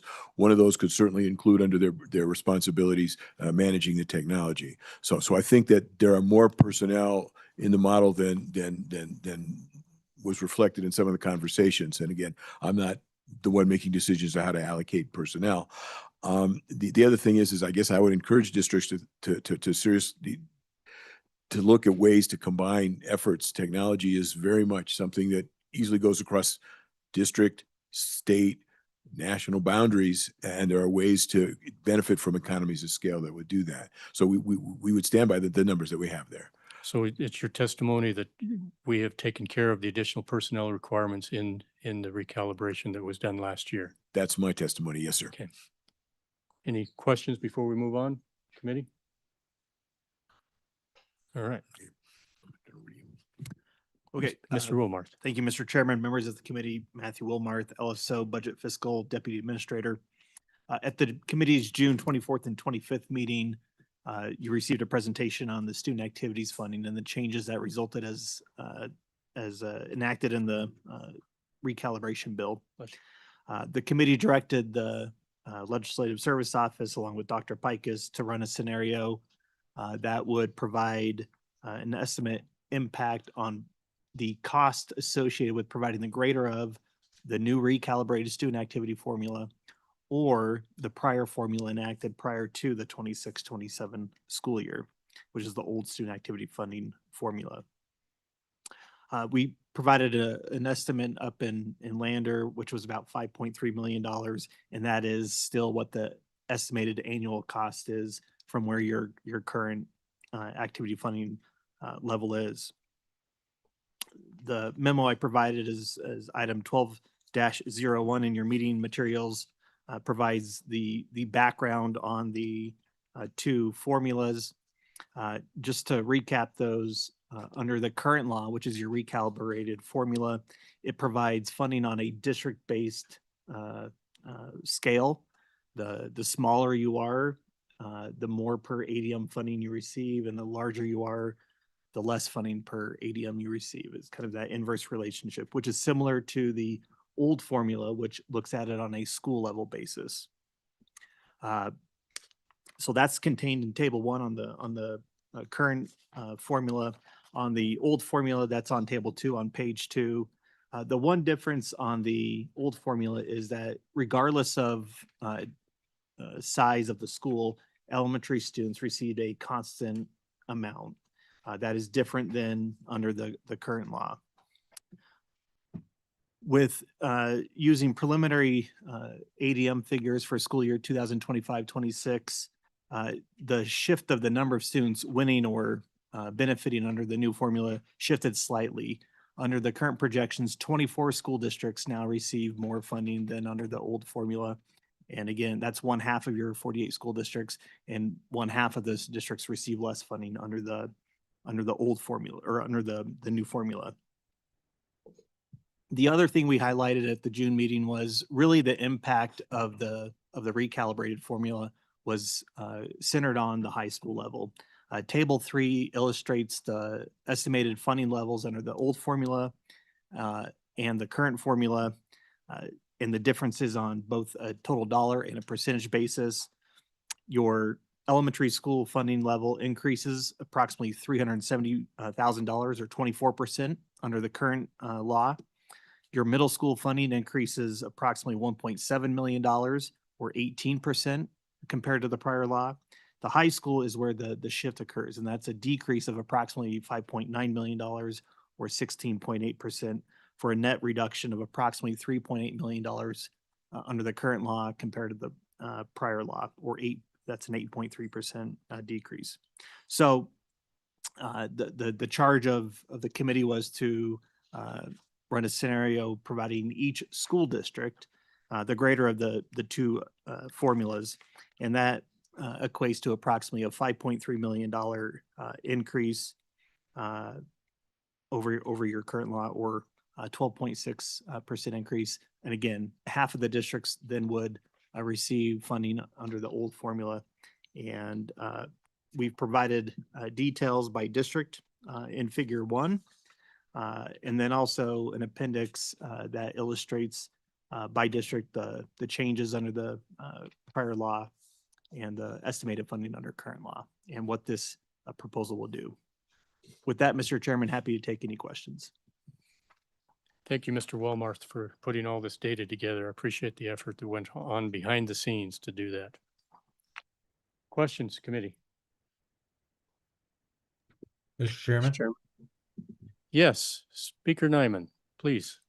Thank you, Mr. Chairman. Yeah, Matt, just one quick question. Is there any indication on the information that you have there on how much previously to SF-81 were the districts spending more than allocated on activities or less than what was allocated on activities? I mean, what does that break down, and how does that look in comparison to where we're at now? Were they generally spending more than what was allocated or less? Thank you.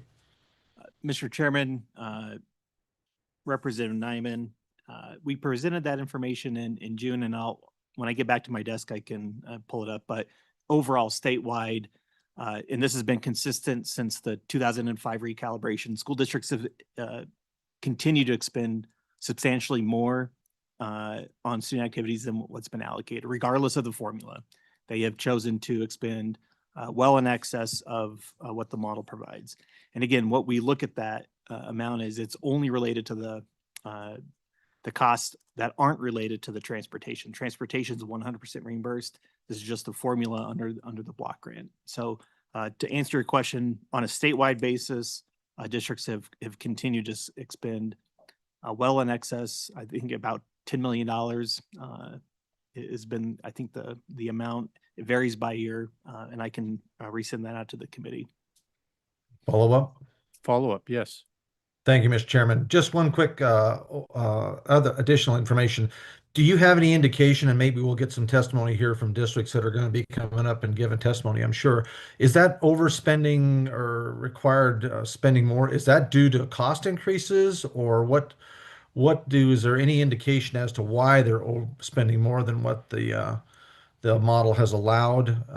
Just give us, if you can, or maybe we'll wait for the districts, some indications on why those spends are more than what we're allocating, and if they are because of, cost increases or just the desire of the districts. Do you have any indication on that? Mr. Chairman and Representative Nyman, I think there is probably 48 different reasons why. I don't know exactly why, and it may vary by year, by district. But I imagine there's reasons unique to each district.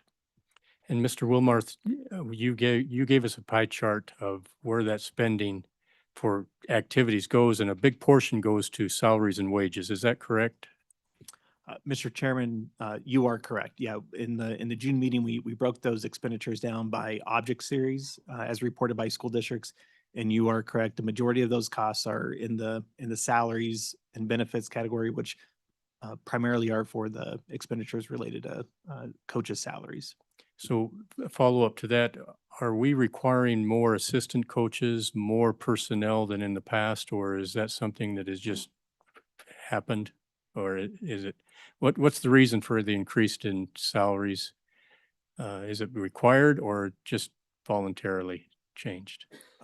Mr. Chairman, I would not be the expert on that. I defer to the experts behind me. All right.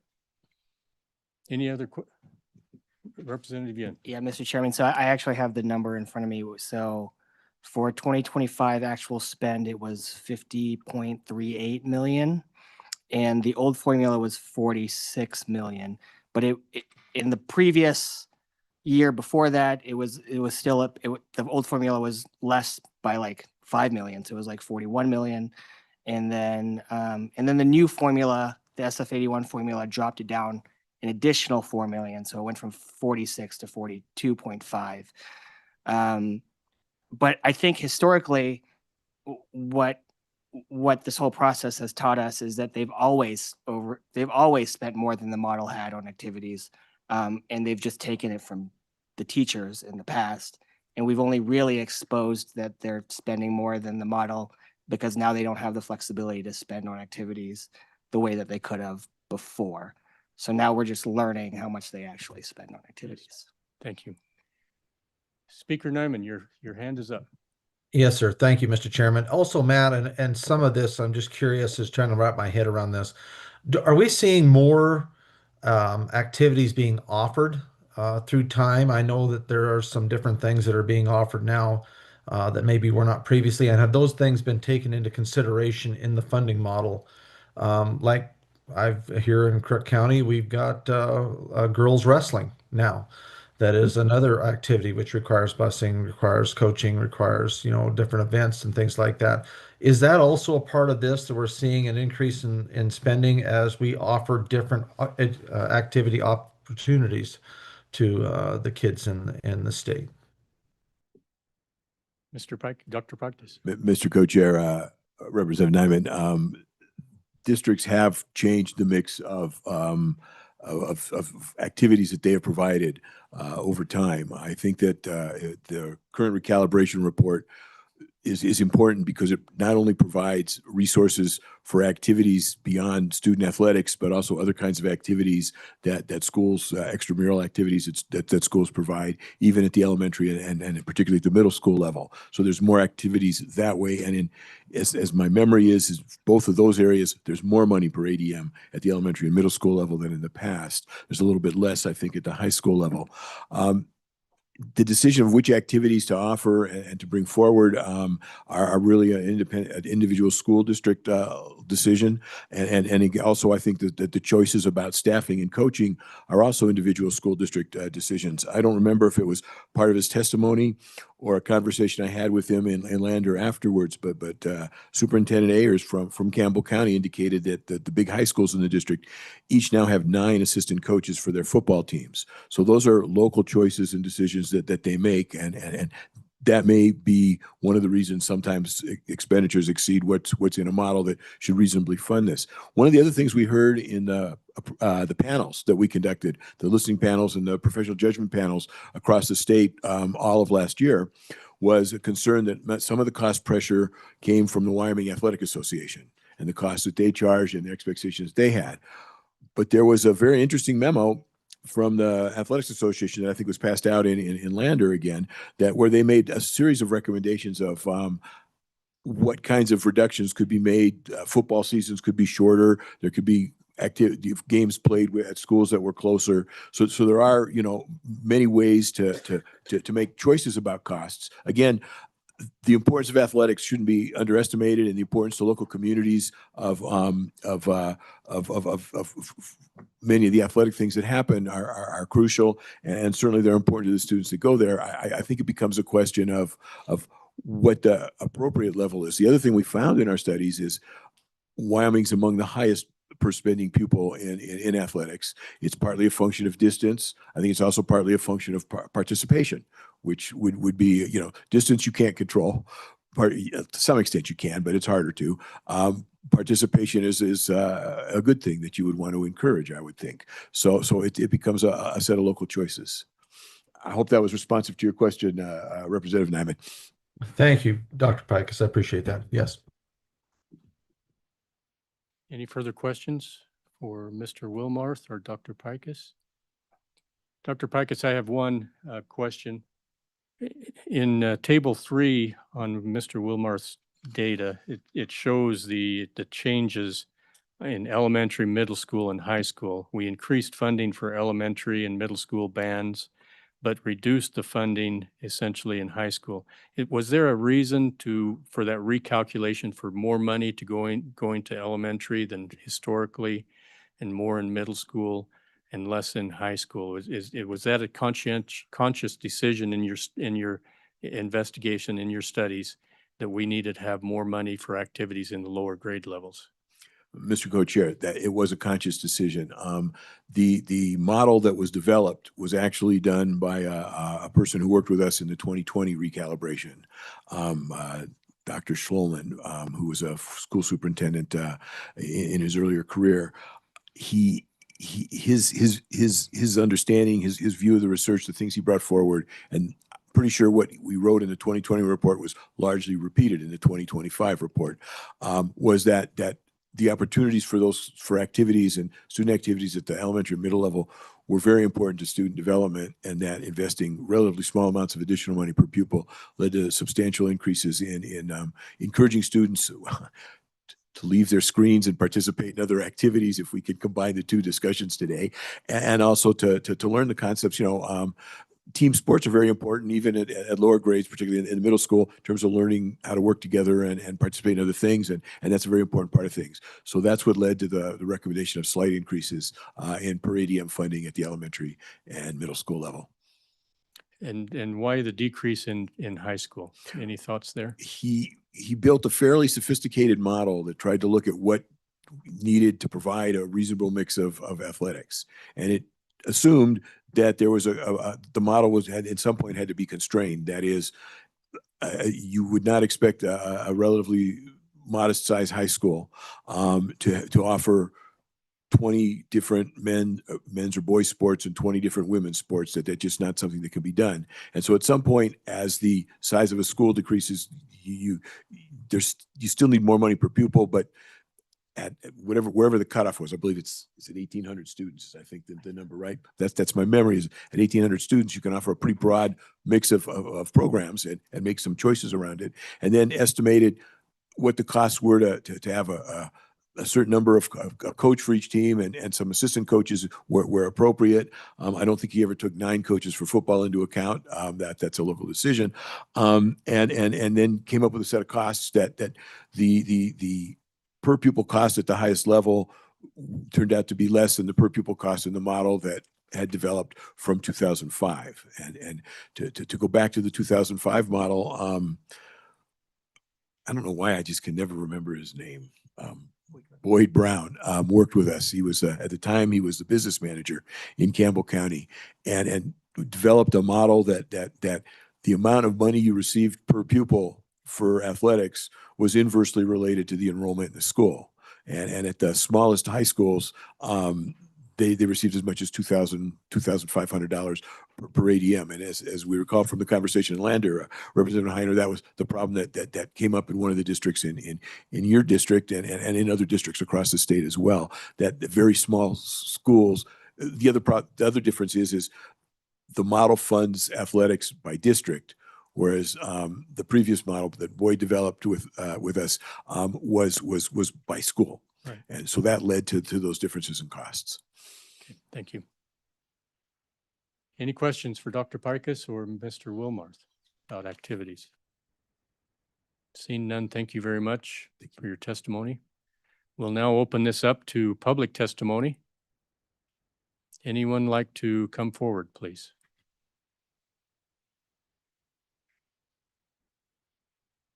Ashley, anyone online? Not yet, Mr. Chairman. Okay. Mr. Farmer? Mr. Chairman, my name is Brian Farmer. I'm the Executive Director of Wyoming School Boards Association. Mr. Chairman, I just wanted to advise the committee that there is a group of us that have been working with Representative Yin to present an alternative model for your consideration. We had hoped to have it ready for this meeting. It just wasn't. But the basis or the genesis of our idea, our approach, was to say, how can we model a cost-based model for Wyoming that sort of reflects the realities of Wyoming? And so I think you've heard some of the important pieces of what that would contain. When you're thinking about the fixed staffing and coaching costs, that's somewhere around 70% of the expenditure. So right around 65, 70% of the expenditure is what we pay coaches in order to provide activities and athletic programs. There is travel and logistics that makes up about 20% of the spending. Mr. Wilmarth told you that travel is reimbursed, and that's true that the bus, the fuel, the driver is reimbursed. But it is the overnight lodging, the meals, the things that happen when you take kids across the state of Wyoming that adds some extra cost. And then equipment supplies, sanctioning is a part of that. Certainly official costs are one of the areas where cost is increasing. It is harder and harder to find people willing to officiate games in Wyoming. And so finding those folks has led to some cost increases. But as we look at the model and as we're working to build it, we're also very aware that we really offer programs on a by school basis more so than a per district space. Goshen County might be a perfect example. Within Goshen County, you have Laramie, Fort Lingle. Fort Laramie and Lingle. You have Yoder, which is southeast, and you have Torrington. So you have three very different types of schools that participate in athletic and activity programs, some distance between those. And the same is true, you know, in some of our larger districts. Certainly Superintendent Ayers talked about how had Campbell County chose to continue with one high school, they might have been able to offer cheaper sports program than offering two high schools, but it gave more kids more opportunities, and it was the right thing for their community to do. So the per school foundation is also a part of the model that we're working on. But the basic concept of the model is what we would call a hybrid base plus ADM. And so it looks at a cost factor that would create a base for the model that would be in all schools. What is a bare bones athletic activity program cost? And then a per ADM accelerator, I guess, that as you get to bigger schools, that would increase the programs offered. Now, the reality of the data bears that out. When you look at the activities and athletics that are participated in by the state, we looked at data from Wyoming High School Activities Association, and you can have the small districts that have a couple of programs going on to the large districts that have more than a couple dozen programs going on. And so what our goal is to try to find something that is a better description of how it actually happens in Wyoming. And we believe that initial results are showing that the funding would be very close to actual expenditures in these last few years. So we're still fine tuning it. The model's just not ready yet to share, but we intend to be able to share that with you soon and would be happy to answer any questions about that and certainly much more about it once it's ready to unveil. Okay. Thank you, Mr. Farmer. Representative Yin.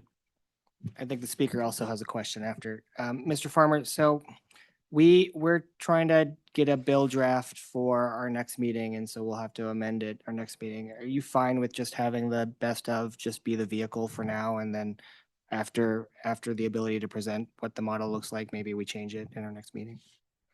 Mr. Chairman, yes, we very much agree that the best of approach is a good short-term solution. It kind of puts people in a better place, takes away some of the unintended consequence that happens. What the best of model does not get to is that gap between funding and actual expenditures. At the end of the day, I think the cost-based is a better long-term solution, but this is a best of is a great shorter-term solution. Okay, thank you. Mr. Speaker. Thank you, Mr. Chairman. Yeah, I just one quick question on something that is that we deal with up here. How would it affect participation rates? I've got schools up here, one school in particular, a large school in my district that has a large population, student population. So if you're paying based on ADM, that would be positive for the spending part of this or the dollars being allocated. But there's also a large population in one of those schools that has a very low participation rate in sports activities based on a group of folks there of a religious group there that they don't do a lot of that, and so their kids are still being accounted in the ADM, but the actual participation rate in the school is far lower. How would that be taken into consideration? Because that would put a lot more dollars into that district, and maybe that's elsewhere too, I don't know, than what are actually being utilized by the ADM. And so has that been taken into consideration? And I guess on the other portion of this, I do have a little bit of concern with the best of, because that does have a tendency to leave the folks that just went back to where they were, where they were. But the folks that were affected in a positive aspect are going to be getting more revenue, more funds to spend on activities than what they had previously. So I guess from a fairness standpoint, the percentage of increase to those others. What about the other districts? I have two of them here in my area. Two of them would be benefiting from the best of, and one district that has three schools in it will go right back to where they were previously. And so they will not see the benefit of the additional funding based on that. So how do we kind of look, and I would be interested in more information on what you guys are thinking and how you want to do that, and how would that affect of participation rates versus ADM be affected and affect those dollars? Mr. Chairman, there's a lot of good questions in that, so I'll try, and if I miss, please let me know, and I'll try to catch back up. First, addressing the funding on the basis of ADM, both the pre-recalibration approach and post-recalibration approach also used an ADM basis for funding. And so all models would face the same challenge when considering participation rates. I think the idea is to provide the opportunity for kids to participate in the programs that are meaningful to that district. So one of your earlier questions, you talked about, are there an increased number of activities? And the answer is yes, that some districts have added things like softball or girls wrestling or things like that, but only after communities had some really intense conversation about, is this something that our community wants? Is this something that we would have student participation in?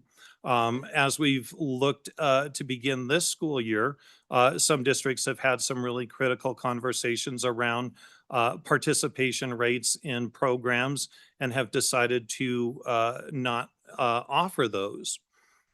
There are opportunities today for kids to participate in activities offered by another district. So for example, your ski teams in Jackson might have a kiddo from Sublette County who joins with them to participate in that activity.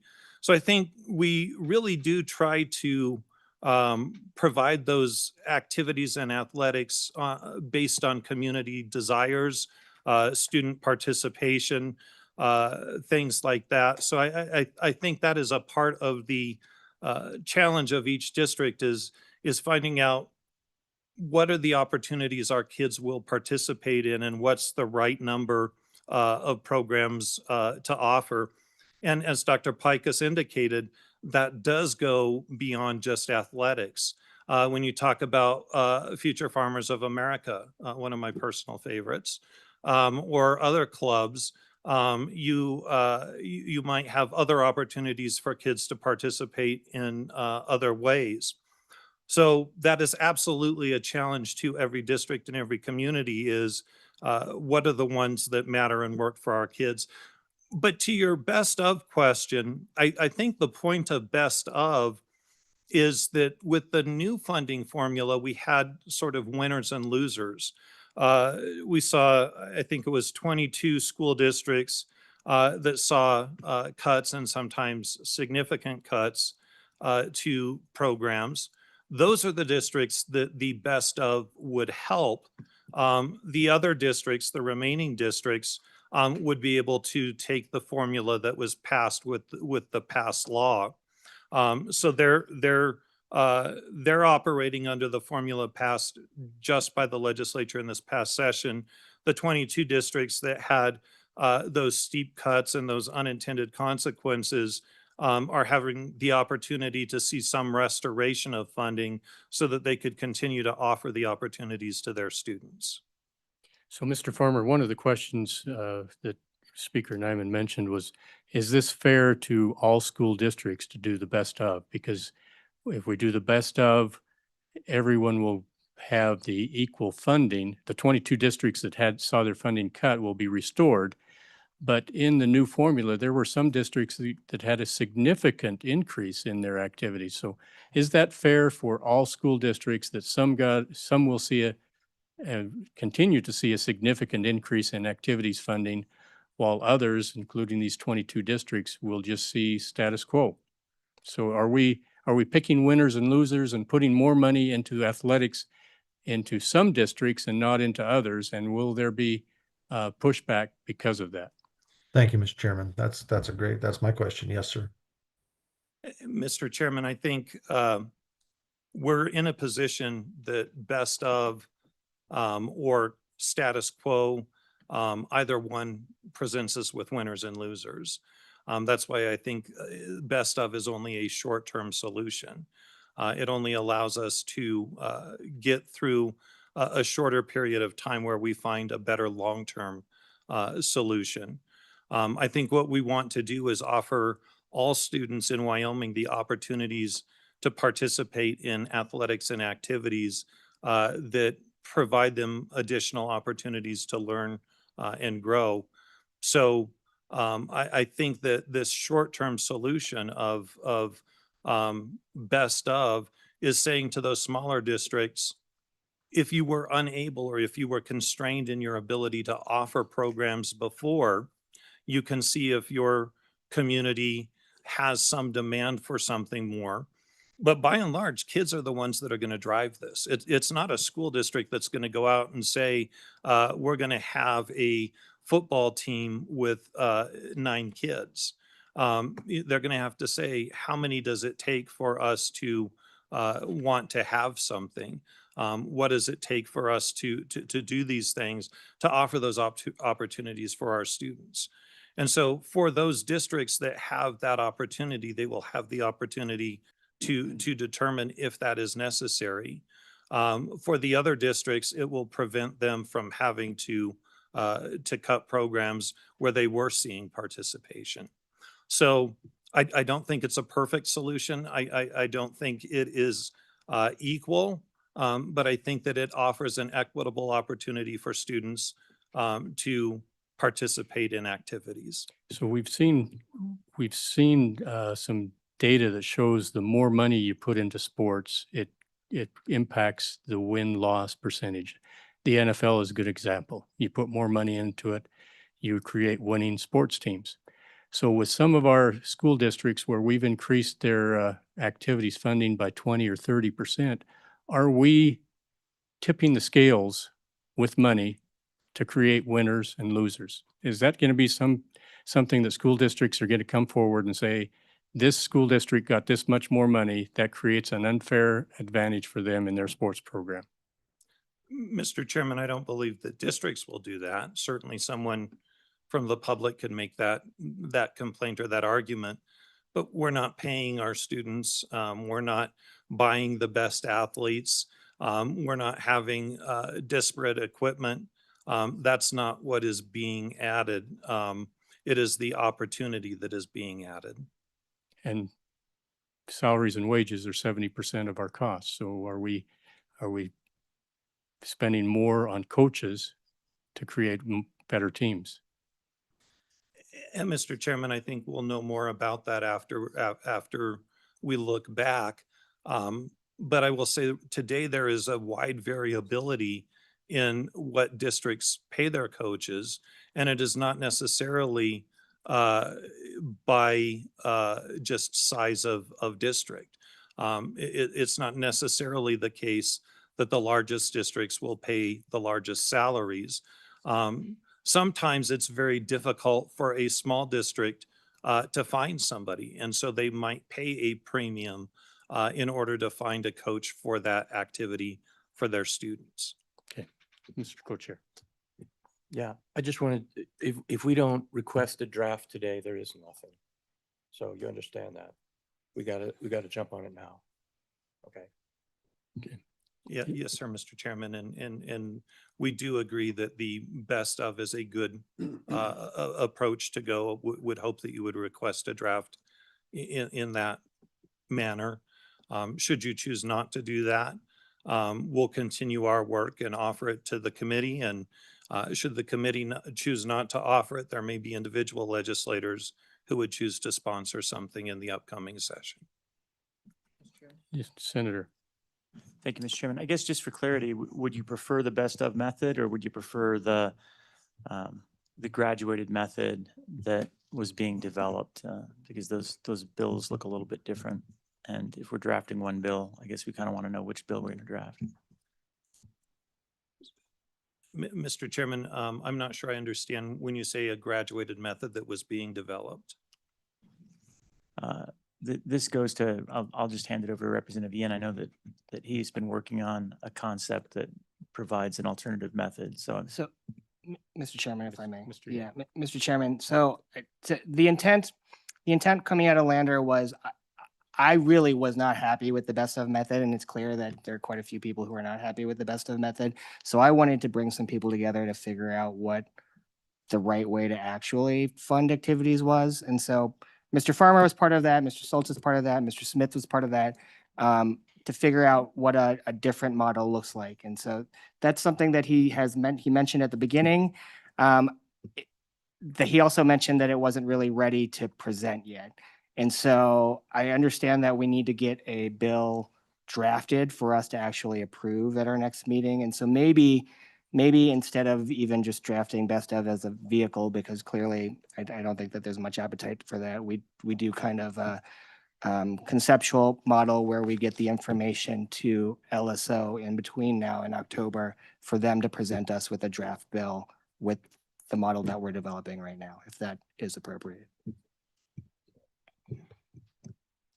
And so, Mr. Chairman, the answer to the question would be we prefer our model, which is the graduated concept. But I wish that we were done with it to give that to you today. I'd be happy to share with you some of the formula that we're looking at, because I think you'll understand both the two-slope approach that we're looking at and then a tier approach. We just haven't tested it far enough to know which of those two alternatives works better, but they are both a base plus ADM approach. Mr. Chairman. It's a base plus ADM, but there's two different tiers of the ADM. Am I correct? In the two slope, and then there's more tiers in the higher slope. So the concept there then is, as I was just talking to Senator Beitman about, your first 10 athletes are pretty expensive, but athletes 2000 through 2010 might be a little less expensive. So it's the idea of a graduated curve. Okay, thank you. Yeah, Mr. Chairman, the two-slope approach is exactly that, and it appears to be a better statistical model. And the inflection point might actually be right around the 3A break. That might be the place that it actually does break. But that's where we're testing it to see if that's better. We do know that the tiered approach is sort of conceptually similar to classifications of schools, but we don't want it to entirely rest on school classifications. So I think both approaches have promise, but the two slope is probably the better of the two. Representative Yin. And Mr. Chairman, the intent here is to actually get it as close to where we aren't choosing winners and losers, because I don't want us to choose winners and losers either. I want us to do what what our schools are doing now, which is funding sports in the manner that they feel is best for the community, but doing it in a finance model that matches what they're doing now as close as possible. Speaker Nyman, I see your hand again. Yes, sir. Sorry, I don't mean to ask too many questions here, but No, not at all. It doesn't look like your hand, but I it looks like I'm a little jaundicey maybe there. Okay, yeah. Thank you, Mr. Chairman. I guess my question would be, if we went back to what it was previously, I mean, obviously there's a lot of heartburn out there about what we did on this and going district versus per school. But I guess my next question would be, if we see this now that we have kind of revealed the moving of the money from other places into activities, what is the difference of what is actually being allocated for activities versus what the districts, let's say at a snapshot right now, we're currently spending, the percentage difference? Is that something where we could go back, put things back the way they were, restore everybody, get everybody on the same playing field, but also take into consideration and have a real discussion about what they were needing to do, evidently, from their perspective, to provide these activities in the way that they were providing them, and what those dollars look like. I mean, are we offering more than what they were even, utilizing before? I don't know. That would be something that would be even and fair across all districts. The districts that are not going to see an increase, I mean, to Mr. Farmer's point, hey, listen, Crook One may like to do something different, but they're not going to be able to because they're going to stay right where they were previously, while the smaller districts that saw a benefit are now going to be able to offer more opportunities and maybe a higher wage scale or something, and maybe do some coach shopping. I don't know what they're going to do with that money. 70% of it goes to salaries. Now they're going to have an enlarged number of that 70% available to them, where my districts aren't. So I guess my question would be, what would be the possible look at? Let's just put things back where it was based on school, and then look at the differences of what the districts were actually spending now that we have a more revealed, clearer picture of what, monies were moving in order to provide these opportunities to the kids in the districts, and then evaluate those dollar costs there and help these districts be able to do what they were doing and not put them in a difficult situation that way. And that would be maybe a more fair, even-handed way of addressing this issue. Just throwing that out there for your consideration. Some of those questions can be answered by Mr. Wilmarth over here, so we'll go to him first. Yeah, Mr. Chairman and Representative Nyman, for school year 2024-25, that's the most recent information we have. That school districts have not yet reported the final data for school year 2025-26. But in 2024-25, school districts expended 9% more than what the model allocated, which equates to about $4.3 million. The 10 years prior to that, the average percentage was approximately 32% more than what the model allocated. There was a significant increase in the student activity funding from the model in school year 2024-25, about a $9 million increase. But just for school year 2024-25, 9% increase, which equates to about $4.3 million. And I will also indicate 13 school districts in that school year on a snapshot basis spent less than the model allocated. And the two largest school districts spent less in that school year. So those are some points on that. Thank you, Mr. Wilmarth. Any follow-up, Speaker Nyman? No, I appreciate that. That's very interesting that we have actually districts that are allocating less. So that has to be factored into this discussion. So thank you, Matt. Thank you, Chairman. Mr. Farmer, you have Mr. Chairman, if I might, just a couple of things to some of those points.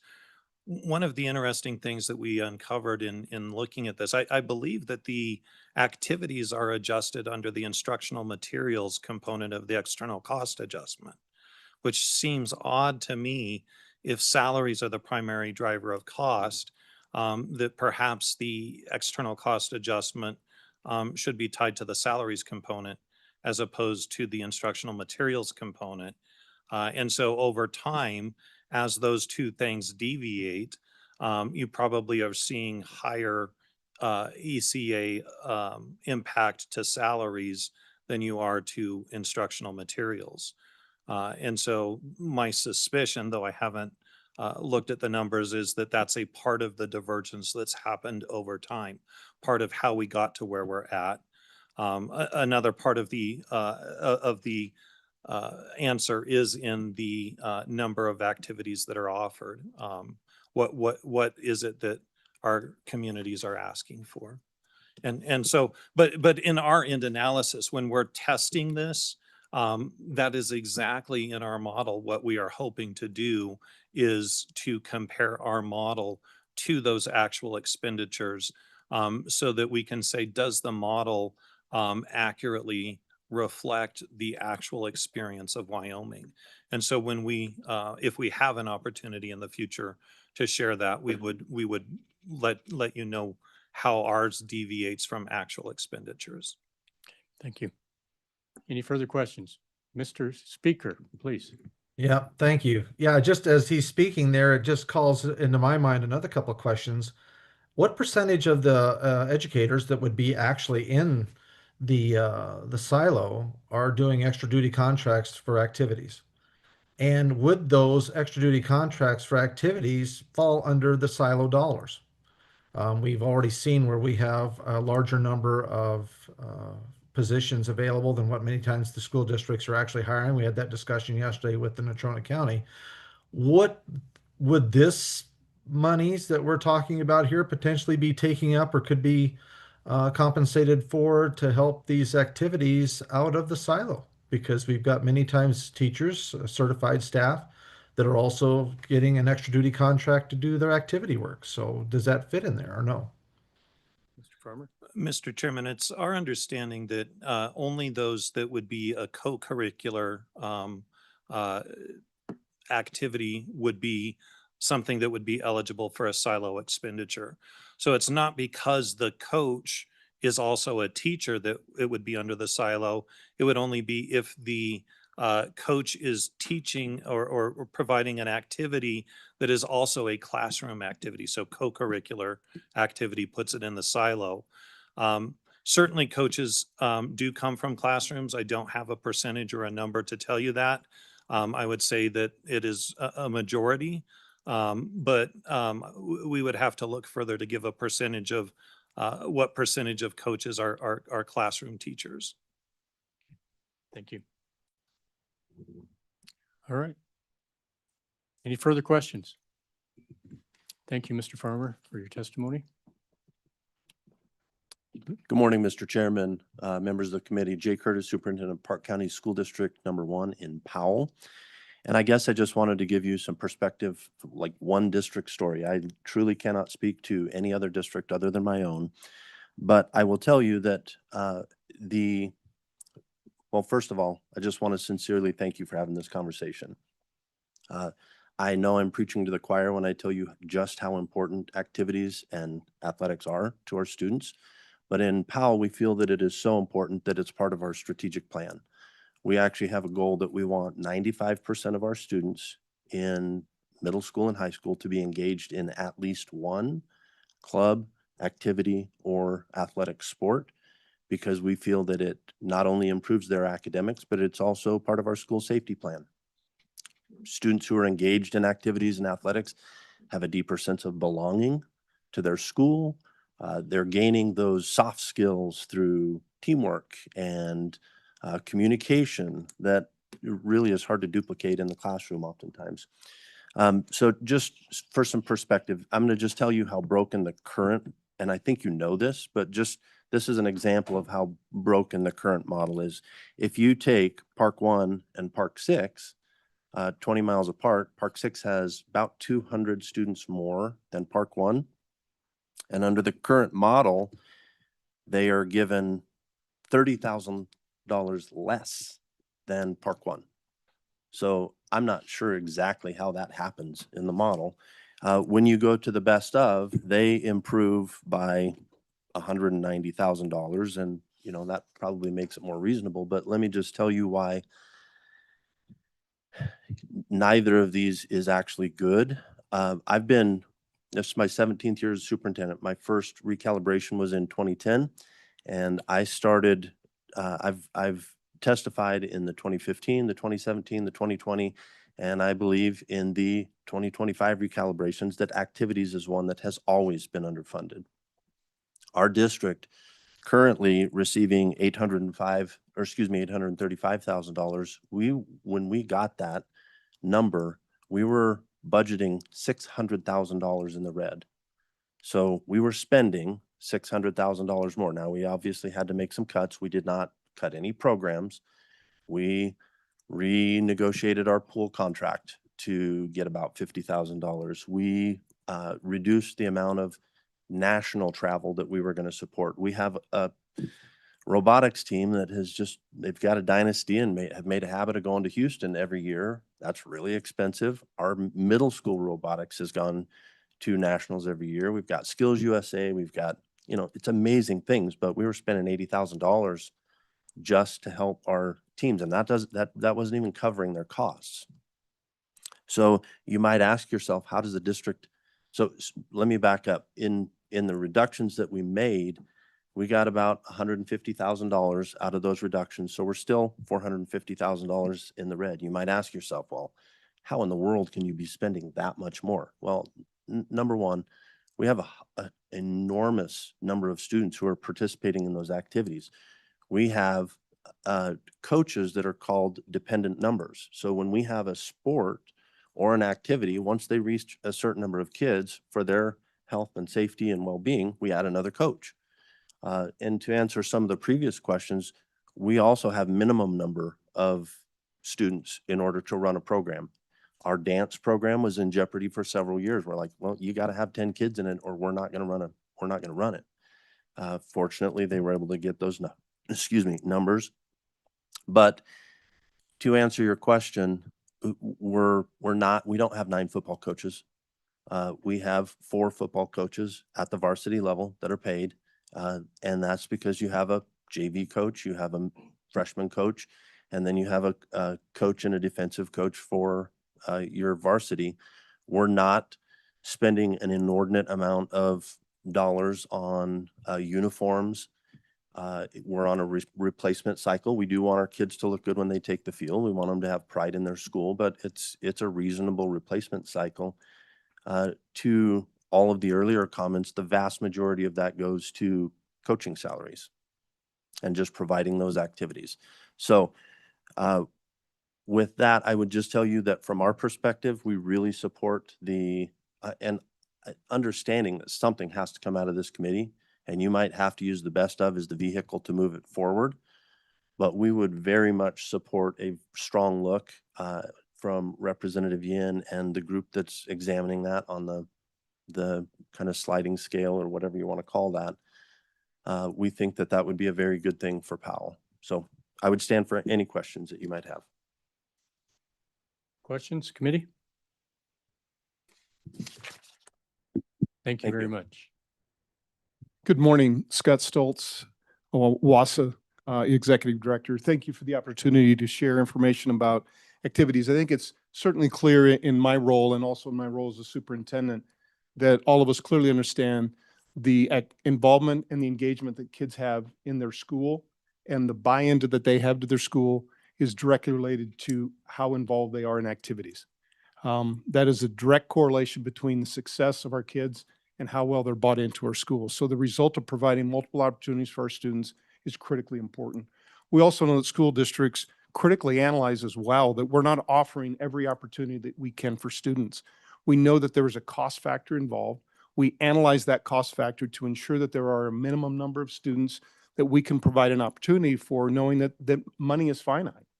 We have, certainly in District 2, where I was the former superintendent, co-op opportunities. We chose to add girls softball. We chose to do that because the community said loud and clear we had the numbers. We looked at the sustainability of the program, and we also worked with District 1 and Johnson County to create a girls softball program because we knew we couldn't do it on our own. But we knew that there was enough interest of athletes to be able to provide yet an opportunity for them. We added girls wrestling because of exactly the same opportunity. Nordic skiing, because again, there was a need and we had the numbers to justify it to involve more kids that currently were not involved in activities. When we look at the current funding, and one of the questions, Chairman Heiner, you asked, is there a direct correlation between what we pay our coaches, if you will, to the success of programs? Absolutely not. When we think about, and I certainly don't like to tout the great things that happen in District 2, but there are many. But one of those is when we look at athletics is our football program. Our football team is truly a perennial. There's no question about that. But is our salaries that we're paying, our stipends that we're paying our football coaches any different? No, quite honestly, it's probably less because it's not tied to the salary schedule. It is a specific dollar amount that is tied to their coaching stipend. And yes, we do have 9 assistant coaches. That includes our head freshman coach and our 2 assistant coaches at the 9th grade level, comparable to what Campbell County and Thunder Basin offer as well. So we don't offer more, we pay less. So there's not a correlation between winners and losers as far as how much we're paying. But at the same time, when we look at this budget and how this particular recalibration rolled out, we saw a decrease. District 2 saw an increase of $220,000.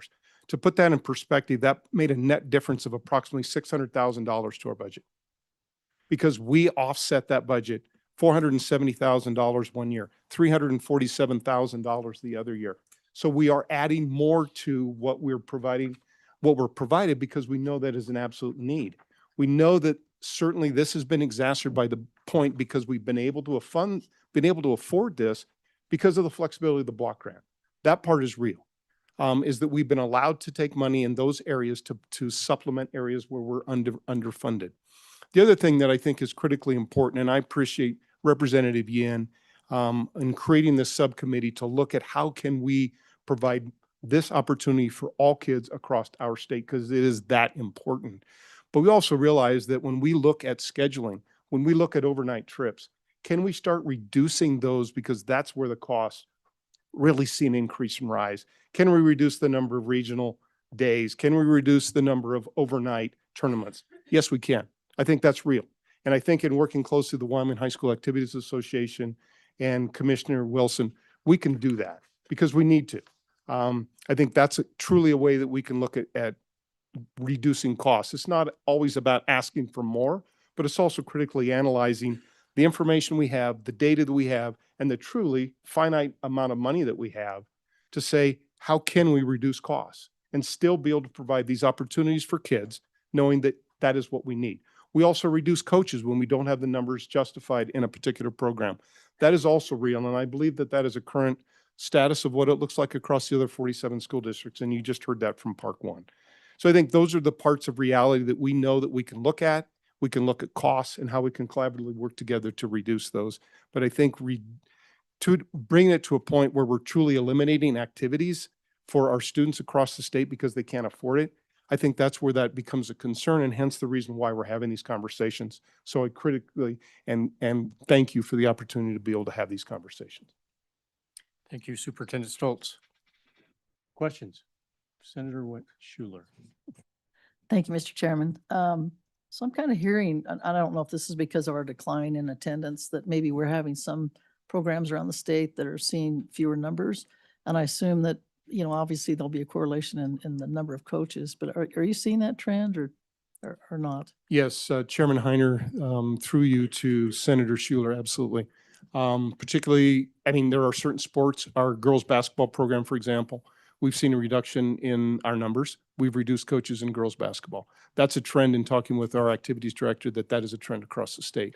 I think there's other programs where we're seeing that. There's other areas where we're seeing an increase of number of athletes, but there's certainly programs where we're definitely seeing a decline. Follow up? No. Okay. Any other questions? Committee? Thank you, Superintendent. Ashley, anyone online got their hand up? No, Mr. Chairman. Okay. We have a dignitary in the room, Senator Boner. I apologize for not recognizing you. I had not seen you come in. I'm sneaky like that, Mr. Chairman. So, well, thank you, members of the committee. It's good to be here. Brian Boner, Senate District 2. Apologize, I wasn't able to testify at your June meeting. We're in the middle of docking sheep, so it was a little bit of bad timing, but I did submit a letter. It's a part of the record. I'd just like to have an opportunity to discuss it a little bit with you here today. I think this discussion highlights the challenges associated with this entire system, where we're going to sit in Cheyenne and come up with a model that's supposed to take care of 48 different school districts. I understand the need for that, given the court cases and this focus on equality. But I also think we have an opportunity here to try something a little bit different. And consider giving more authority to our local school districts to decide whether they're going to raise revenue locally and have that revenue stay local and be completely outside the control of the state. And as a supplement, not a replacement for what we're discussing here today, what we're going to sit here and try to come up with an equation and try to take care of all of our school districts. We could look at the model of the BOCES. We could look at the model of our rec mills, which fall well outside of the constitutional obligation to equality, even though there's a strong nexus with our school districts. And the reason for that is that they serve a broader population than just the public school kids. I submit to you, Mr. Chairman, that we have a similar opportunity here due to the fact that, as we all know, our activities bring the entire community together. In fact, there is a statutory obligation for our school districts to serve all students in their district, not just the public school kids. So homeschoolers, private school kids. This is much bigger than just the districts. It's about the entire community. And so given that fact, I believe we may have an opportunity here, and maybe this is an opportunity for a little bit more analysis from our LSO staff if you want to continue to consider this, this idea later on, to look at whether we can allow for more local control on both ends of the equation, not just the spending side, but also give our local school boards the opportunity, not the obligation, to do what they do with BOCES and rec mills and say, we're going to set the mill at this rate and we're going to keep those funds local or within the BOCES, whatever the case may be. So I'd like to submit that idea as an alternative to this exercise where we're trying to determine what's going to be right for all 48 school districts and simply set a base level or maybe just keep it the same as it is now. And just give our school boards the opportunity either through a separate mechanism, a separate mill levy, maybe similar to the rec mill, but separate, or maybe modify the BOCES statutes to allow for this sort of thing where the cooperation would be among all the members of the community, not necessarily a community college or a different school district. I'd just like to offer that for consideration. I think that, it's been a longstanding effort for many of us in the Senate, at least, to return some local control when it comes to revenue generation. I think we might have an opportunity here, given the nature of activities, to do that. And I think that if we do that, we'll have an opportunity to alleviate a lot of the concerns that we've heard here today about trying to do this massive recalibration effort and try and get everything right, and then, inevitably missing the mark at some point.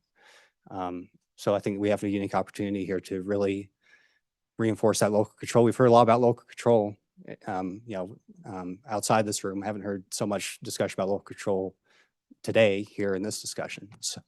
So I'd like to just give our boards the opportunity. They're good people. They're strong members of the community. I know that they can handle it. They currently handle it with BOCES and rec mills.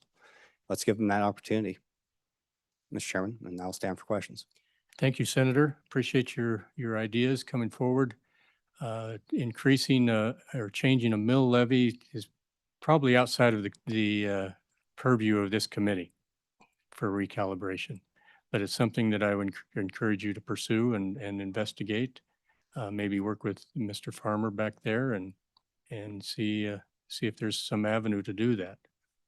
But our sideboards are with recalibration and not increased revenue, because that would be something through a change in revenue. Yeah, Mr. Chairman, if I could clarify, I don't think we'd be doing that ourselves. We allow for the construct to do it. The decision would be at the local board level. Okay. All right. Any questions? Representative Yen. Mr. Chairman, thank you. Senator Boner, I think interesting idea. I was trying to do some quick math, and to raise the same amount as the current model provides for Teton County, it'd be $500,000.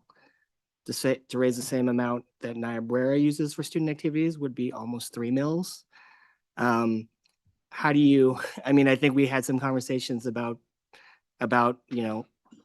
will rich teams have better teams? I do worry that if we don't figure out how to make sure that school districts have what they need to provide sports, that you will have rich teams that have better teams. And I don't necessarily want that for districts across Wyoming. Do you have any thoughts on how you fix that? Yeah, thank you, Mr. Chairman. I appreciate Mr. Farmer's testimony that apparently that is not a concern, that having different levels of funding for different districts doesn't change their competitive level. I did do the math on, say, Niobrara County. I believe one mill raises at roughly $250,000. I'm not sure if their activity budget is $750,000. So I did look into that a little bit. And I'm not sure if I share those concerns there. Now, like I said, this is be in addition to a supplement to what we're doing in the model. So we wouldn't have to try to anticipate every last need in every last school district. So we still have that base level funding. This would be a supplement to that. And last I looked, a mill raises about $30 million statewide. So you can compare that roughly to the roughly 10 million that we're looking at. I think that gives you an idea of what we'd be looking at. So. Speaker Nyman. Thank you, Mr. Chairman. Good to see you, Senator Boner. Kudos. Good for you. I would hope that you have chatted with Senator Scott when I was sitting on House Education. He brought this very piece of legislation or something very similar to this. And at that point, I think they basically laughed him out of the committee room that day. But I do believe what you're on to is something that's very important, and it would create autonomy for local districts. We had that prior to the Campbell decisions, where local districts could, bring bonds, and they could expand, and they could do things that they see fit as a community to be able to invest in those dollars. But I think, it's at this point your battle is going to be difficult because Representative Ian kind of said it. We want equity. That's kind of what the Campbell decisions brought. And I'm afraid that many times the districts, through that decision, exchanged autonomy for equity. But this opportunity, what you're saying and presenting here, would provide local dollars locally controlled instead of the state being responsible now, as the roles change through the Campbell decision, to provide dollars above what the local communities can sponsor. And then the state is responsible to come in and provide those funds so that everybody can have the same opportunity from Sundance, Wyoming to Cheyenne, Wyoming, and the same educational background or platform or level. And so I think it would absolutely, sir, create more local control, local interest, local enthusiasm in those local dollars being spent locally.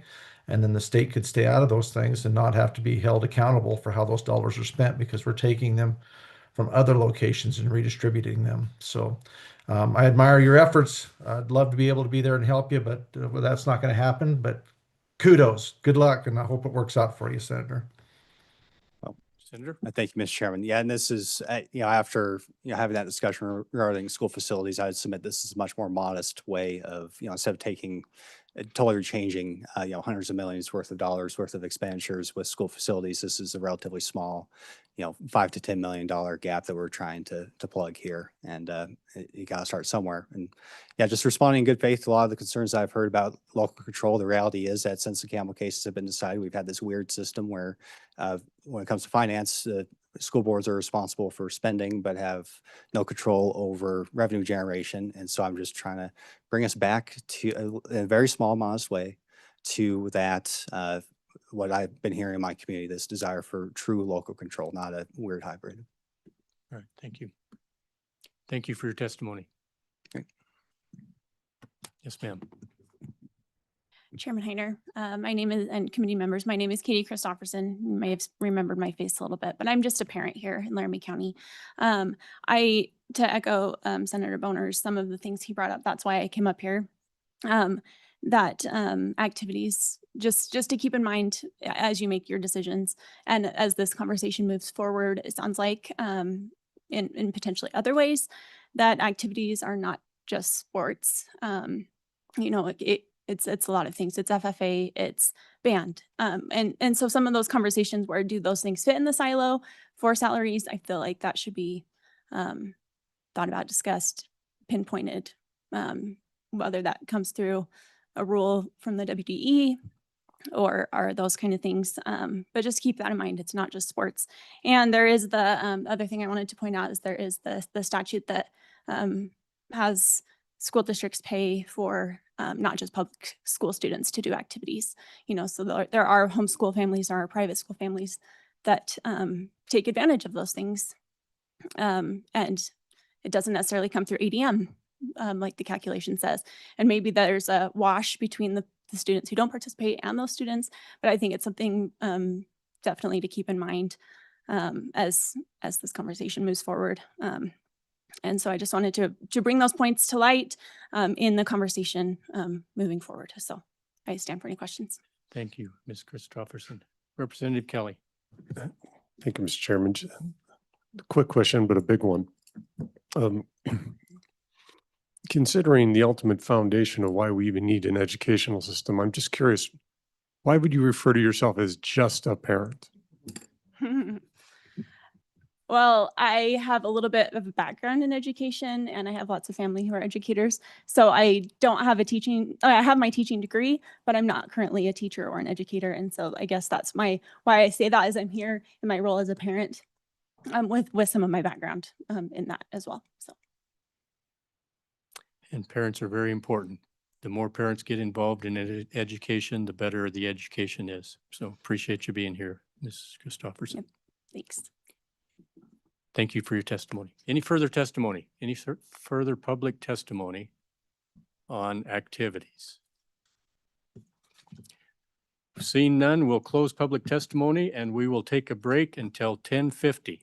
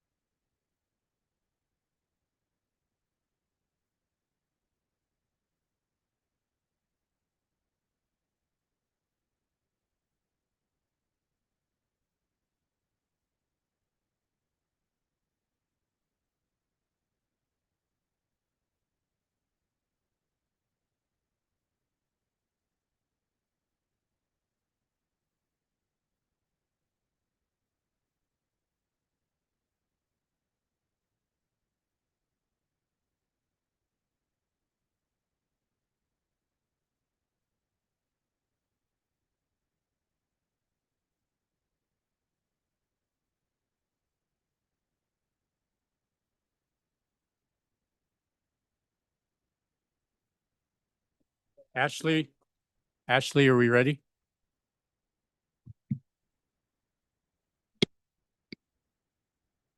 Let's gather up the chickens.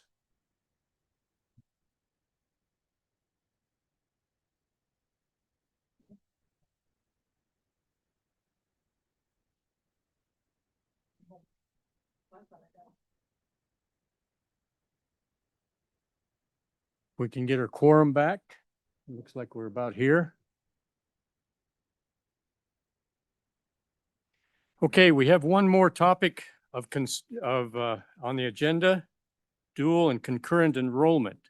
So we'll invite the WDE to come forward.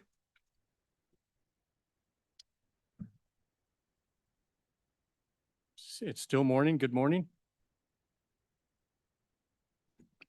Good morning, Mr. Chairman, members of the committee. Nish Goikolea, Chief Policy Officer with the Wyoming Department of Education. And today, my job is to go through the WDE memo with you and then just talk about the rules drafting process and where we're at today. To start with, our rules have been out for public comment since August 12th and are open until September 27th. And so we are welcoming any and all comments on the current rules. The rules were drafted in collaboration, discussion, and alignment with the post-secondary institutions and some districts that were present for those meetings. We also included consultation and conversation with the Wyoming Community College Commission, all 8 community colleges, the Wyoming Association of School Administrators, and like I said, several districts that attended the meetings with the community colleges and the Attorney General's office.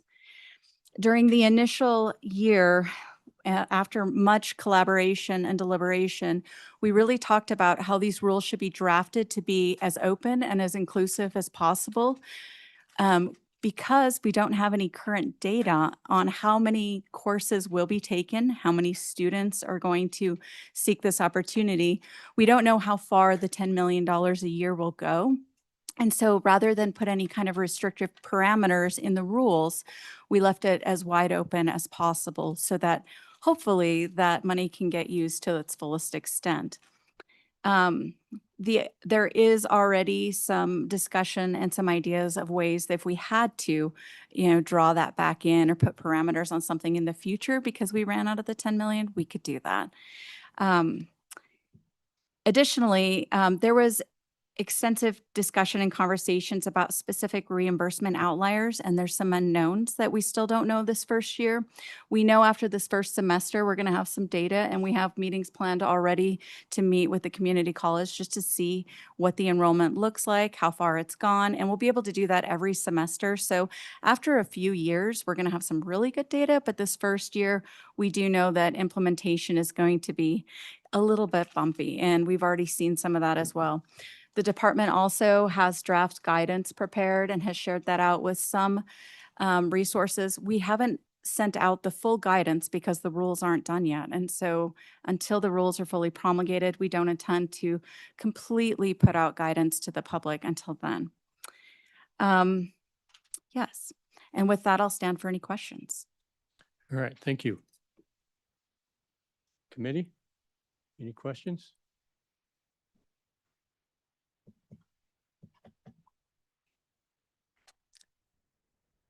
Okay, now we have Wyoming Community College Commission.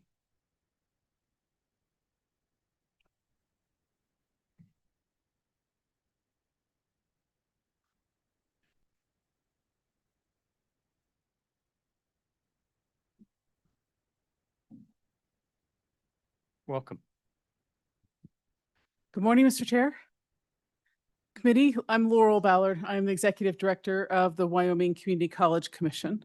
So the other thing that the legislature did last year was put the $750,000 plus in the commission's budget. The intent behind those funds is to cover the costs that basically were not covered by the MOU that Chief Goikolea just talked about. So we too worked very closely with the Department of Education.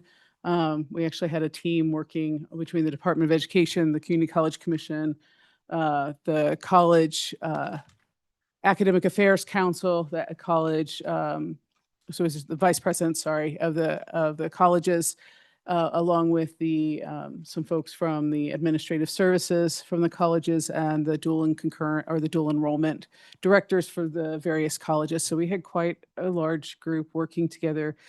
And then when they were working, so they were working on providing input and with the Department of Education on their MOU, which then we were at the same time using that information to make sure that the draft MOUs that the colleges put together and do in partnership with the school districts. One, we were trying to make it easier just by having a single template that everybody could use, so that would be easier when the Department of Education was doing the reimbursements, that these are all relatively similar, so they knew what to expect and those kinds of things about what would be in it and what would be we would expect them to reimburse the school districts for the types of expenses.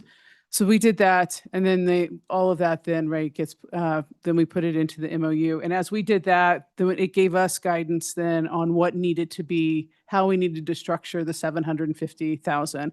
On the memo that I have on the second page of the memo is the guidance that we created for the colleges. So we made it possible, right, for any homeschool or private school student that doesn't want to associate with a school district, or they are associated with a school district, but the dual enrollment, it can't cover everything that they need. And so we have made the 750 available for that. We have made it available for students that are participating in the ESA if they have fully expended their ESA funds. I don't know that I expect a lot of that, but we made it possible. We have all the enrolled students that are in the public state authorized charter schools, since they are not covered by the MOUs with the colleges and the school districts. And then we also included just some folks that we don't know, but maybe some folks from the girls' school, from the Wyoming Girls School, Wyoming Boys School, Bureau of Indian Affairs, and then we just kind of did a other eligible in case we hadn't figured out who it was yet, because these special cases that you just don't anticipate come up. So we gave them the ability to do that as well. And so that is, and basically the only thing people that we said are not eligible beyond that is students that are graduating. So once you've graduated, you're no longer eligible to be able to use these funds. So we really, this stuff took quite a while. I wouldn't say we had a whole lot in place until closer for our guidance for the colleges until late July, earlier in August. And so we are working with them now to make sure they understand the guidance. I do know that someone was talking earlier, Ray, about the need for making sure there's marketing, and that we will make sure is happening. It is clear from the field, especially, I'm hearing mostly from homeschool parents, there is a lot of confusion as to where they go, how do they do this? And so there's definitely work to be done in clearing up that confusion. Mr. Chairman, I'm going to stop there for now. And if you, well, maybe this, just so you guys, just for some context for the 750,000, that's the equivalent of about $52,000 a year to the colleges. And we're doing just an equal apportionment to each of the college, because we expect them to go through that pretty quickly. But if somebody doesn't spend theirs, then we will reallocate out to the colleges. Thank you, Dr. Ballard. Do you feel like the $750,000 is going to be adequate? Mr. Chairman, I don't. I think it's going to be not enough, but we will find out how it works because I don't have a good sense yet of how much we know that I don't have a good sense of how much is homeschool costs versus how much is K-12 school district student costs. And there's two different pots of money basically for them, right? So we know that in the 24-25 school year, the dual enrollment costs were about $11 million for that year. And so but that includes everybody in one pot. I hope it proves to be inadequate, because that means that people are utilizing the program. And I hope that we can get more and more utilizing this program. Mr. Co-Chair, you have? No, I'll defer to Representative Bear. Maybe you're just reaching for that Reese's pizza. Reese's. Representative Bear. Thank you, Mr. Chairman. Ms. Ballard, can you tell me, as you're looking at whether this 750,000 will stretch very far and the $52,000 divided up and then reallocated later based on usage, are you anticipating that those communities that have a BOCES mill levy would forego these funds and use that methodology, and that this temporary funding model that we have here would really be focused on the communities that don't have that BOCES mill levy? Mr. Chairman, I don't know that, that's kind of a community decision as to how they're going to choose to do that. I have not heard that from anyone saying they're doing that, but I mean, they do know they have these funds. And actually what I'm starting to hear from some of the BOCES and BOCHES is they're trying to figure out what's their role now that there is the state funding. And so I think they're in the middle of having conversations about what the role of BOCES are and BOCHES are in these communities. Mr. Co-Chair. Thank you, Mr. Co-Chair. Couple of things. First of all, Executive Director Ballard, you have my confidence. I think you're aware of the issues involved in this. We have $750K. It's a 2-year pilot program. It's for those families who, for whatever reasons, their own reasons, they don't want to register into the public school system to access the 10 million, the 20 million, but there's still the 750. And you have my confidence because of discussions that we've had up until this meeting that we're gonna fix it. I think the issue is, and I think you're well aware of it, is we have some hiccups with regard to our community colleges still charging and not tapping the 750 for tuition for those parents who would like to enroll their kids into it, but they're going to be charged tuition when the state legislature allocated this money.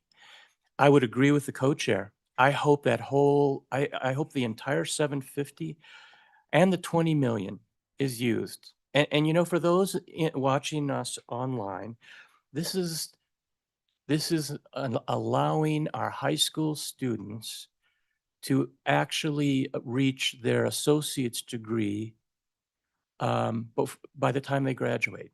It's a great program. It's great for our public students. It's great for private students, homeschool, everyone. So I'm going to leave it at that because I have confidence that you are going to work through this. My last request to you is that you will come back at our October meeting and give us a report of the issues that we discussed today. And hopefully there will be no issues to discuss. And I will make sure you are on the agenda in October. And I appreciate you being open to help us solve these hiccups. Thank you, Mr. Chairman. Absolutely. And I think if I'm coming back in October, we can also start giving you preliminary drafts. I mean, nothing will be finalized probably at that point, but an idea of how many students that we have that are coming in through this and how many how many credits they're taking and, kind of what that might look like. So you can kind of get a picture of whether or not the 750 is likely to be enough or not likely at all. Thank you. Dr. Ballard, there's some confusion out there. The word isn't getting out that this is available. And there's in my district and in some of the conversations that I'm hearing throughout the state is these individuals, the families are not aware that this 750 is available. They feel like they have to enroll their students in the school district to be able to tap into the 10 million.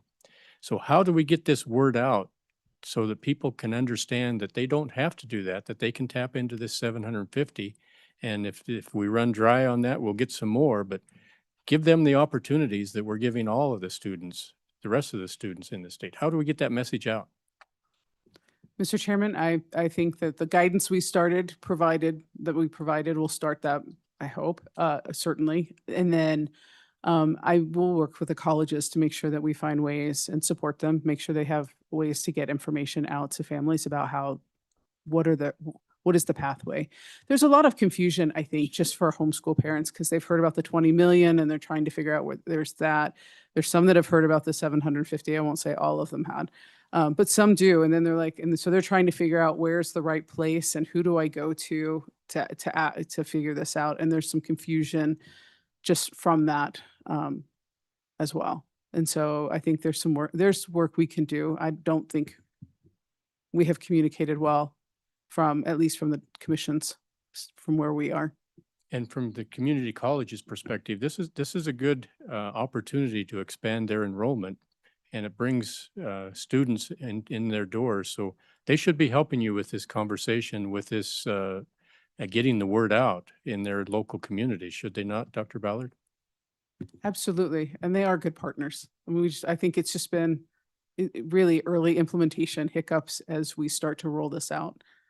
And it's just taken time to figure out what's in the MOU and the rules. And so there's just some of the time we lost from that as well. And so we just didn't get in front of it fast enough, I believe. Okay, thank you. Go to Senator Schuler first and then over here to Co-Chair Ocean Andrews. Thank you, Mr. Chairman. First of all, I started looking over the MOU and there's some really good things in there. One of the questions that we had earlier was the fact that some districts were not allowing them students to take a certain number of courses. And in the MOU on just the very first page, it talks about how neither the school district nor the colleges can impose a limit. And I think that's really important to have in that MOU. So I appreciate that. And hopefully, like you said, maybe some of these kids will get out of high school with an associate's degree and, go from there. But I did have a couple of questions. On page 3, it talks about the credentialed instructors. Would you talk about what is required now, if it's changed or if it's the same as it used to be for instructors that teach the concurrent courses? Could you elaborate just a little bit on that? And then I have a couple other questions. Are you talking about the MOU? Yes. Yeah, on page 3. So I know it's changed a little bit with the credentials over time. Mr. Chairman, so these are for concurrent enrollment, just so we're clear. So the concurrent, there's dual enrollment and there's concurrent enrollment, right? So dual enrollment is when students are enrolled at the college and the college and the college faculty are teaching the student. Concurrent enrollment is when the students are taking college level classes, but they're taking it in the high school. And so with the high school faculty. Okay, so the colleges have an accreditation requirement around their teaching credentials, right? And it used with Higher Learning Commission, it used to be that it had to be a master's or master's plus 15 credit hours. And so they worked with and have required that. A lot of the colleges still require that to ensure faculty, to ensure that they have high quality faculty that are deep experts in their content areas that they're teaching. They have loosened the requirements somewhat in the Higher Learning Commission loosened it, so it doesn't require that. And it allows the colleges to allow some more flexibility to the colleges. And the way some of the colleges are looking at it is not necessarily letting go of the requirement of having the master's, because it does provide an assurance that they have deep understanding of their content area. But what some of the colleges have been looking at doing is how they can work with teachers to help get them and put them on a pathway to get it and allowing them to teach along the way. So that is, some colleges will do that, and it's a college by college board trustee decision. I mean, that's their local boards decide what that needs to look like. So we've certainly had conversations around some of that, but and then this tried to allow for, the differences that the colleges have. Follow up. Yes. Secondly, it talks about a point of contact once a student decides to take a dual enrollment. And I don't know that we've done a very good job with that. I don't think the high schools have as well as the colleges. And I really put part of it on the school districts. And I don't think they've done a really good job of communicating as well as the colleges have of what's out there, what's available in their districts. And so I hope that as we go through, once you get this MOU in place, and that we can actually market this to our students so that because I think a lot of them, if they take the dual or even the concurrent classes, they're more interested in going to a college campus, whether it be a junior college or whether it be a college. So I just wanted to say that I think that it's not all on you and the colleges to make sure that we're marketing this out there. I think even the legislature, we probably should do a better job of letting folks know, hey, we've got this amount of money we put in here. This is for you if you're in the public schools. If you're not in the public schools, this is for you, and so on and so forth. And so I don't really remember what my other question was. So apparently I guess you're off the hook, but we all need to do a better job. So thank you. Right. Thank you, Senator. Representative Andrew. Thank you. Thank you, Ms. Ballard, for laying out this guidance. And I think all of the use cases that you've brought forward are basically everything I can think of, and covers a lot of the, angry emails I've been getting about, all the people who are concerned that they don't have access to this. How confident are you that all of the colleges will adopt these policies? There's been a lot of concern, particularly from maybe the area in the center of the state and that community college, about whether or not they do or don't want to help homeschool students. And I don't know if that's the case or not, but I guess, is this something we can go back to our constituents and tell them that, yes, this is coming and you should be able to use this confidently? Mr. Chairman, yes, I'm 100% certain the colleges want to use this and that they are looking to be able to use this with students. I just think there's some confusion in the early, like I said, early implementation as we're orchestrating everything. And I think we have some folks that are, and I do think it's confusing for parents, right? Like they have like 3 ways of thinking about this, right? Like I can enroll in the school district, or at least part-time. And I could potentially have dual enrollment paid that way. I could potentially be using the ESA, and I could pay for my dual enrollment through the ESA if the college is considered a provider, education provider, and then we have the 750. And I don't know that parents know where to go. And if you have a parent that kind of knows the system, they can kind of they can start finding the right people. For the parents that don't, I think they're really lost on what to do and who to talk to. And so that's why the communication that we've been talking about is so critical. But your question about, are they committed? I am certain all of the colleges are committed to this and are excited about the opportunities that this provides for students. So first, the two that I get the most emails about are homeschool students who are not part of an ESA or part of a school district, and then ESA students who are enrolled in high school programs in private schools where they have expended all of the funds. Where should those parents be directed to be able to take advantage of this? They should be directed to their colleges, their admissions folks, right, that work with students day in, day out on this. Easy enough. And I will I know CWC is here, so they may give you a different answer, and theirs is probably the better answer, but certainly their admissions folks should be able to help them. Thank you. Yes. Any further questions for Dr. Ballard? Mr. Co-Chair, please. Thank you. Again, Director Ballard, thank you. Appreciate it. Number of issues here. My focal point is I would like to see the community colleges on tuition not charge parents when we have pools of money that the legislature has allocated for that tuition. That is my focal point. And I know from the discussions that we have had, we'll take care of that. Thank you. Thank you, Mr. Co-Chair. Seeing no further questions, Dr. Ballard, thank you very much for being here. Unless you have further testimony. Mr. Chairman, I don't, but do you mind if I stay up here while CWC is talking in case there are questions Okay, that yes. turn out to be broader questions? All right. So CWC.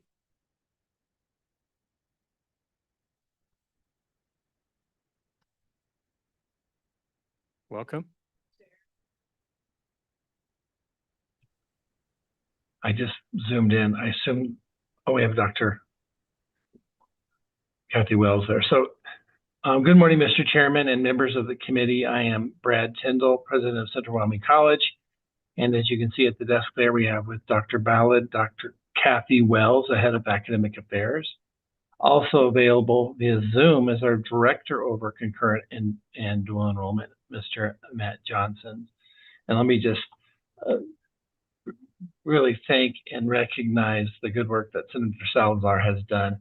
I think we are the college that I think threw up our hands and said, help, and I'll explain. You've seen our memo, and we have had great calls with Senator before session, during session, saying, let's fix this problem. And Dr. Ballard has been just exemplary and helping us troubleshoot. And it has been very complicated space. It's been almost like case management, because you'll get, as you just heard from the committee member, that there are certain scenarios where people say, like, what do I do in my scenario? And there are scenarios I hadn't even heard of before. And so this has been, I've been very optimistic. I know for us, for our part, what we plan to do is cover the costs for all these students.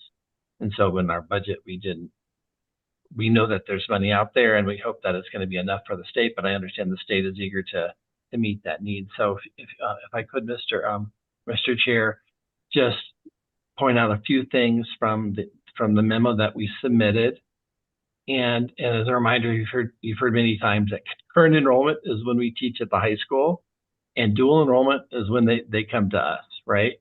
And then there's so many different flavors and audiences of this. And so the history of this was when we, and I think we're a common example in the state, established our BOCHES, it was really with concurrent enrollment in mind. Dual enrollment was really a rare kind of strange, little tiny animal. And so what we did is we said, when those cases come up, we said, oh, we'll just cover it with contingency.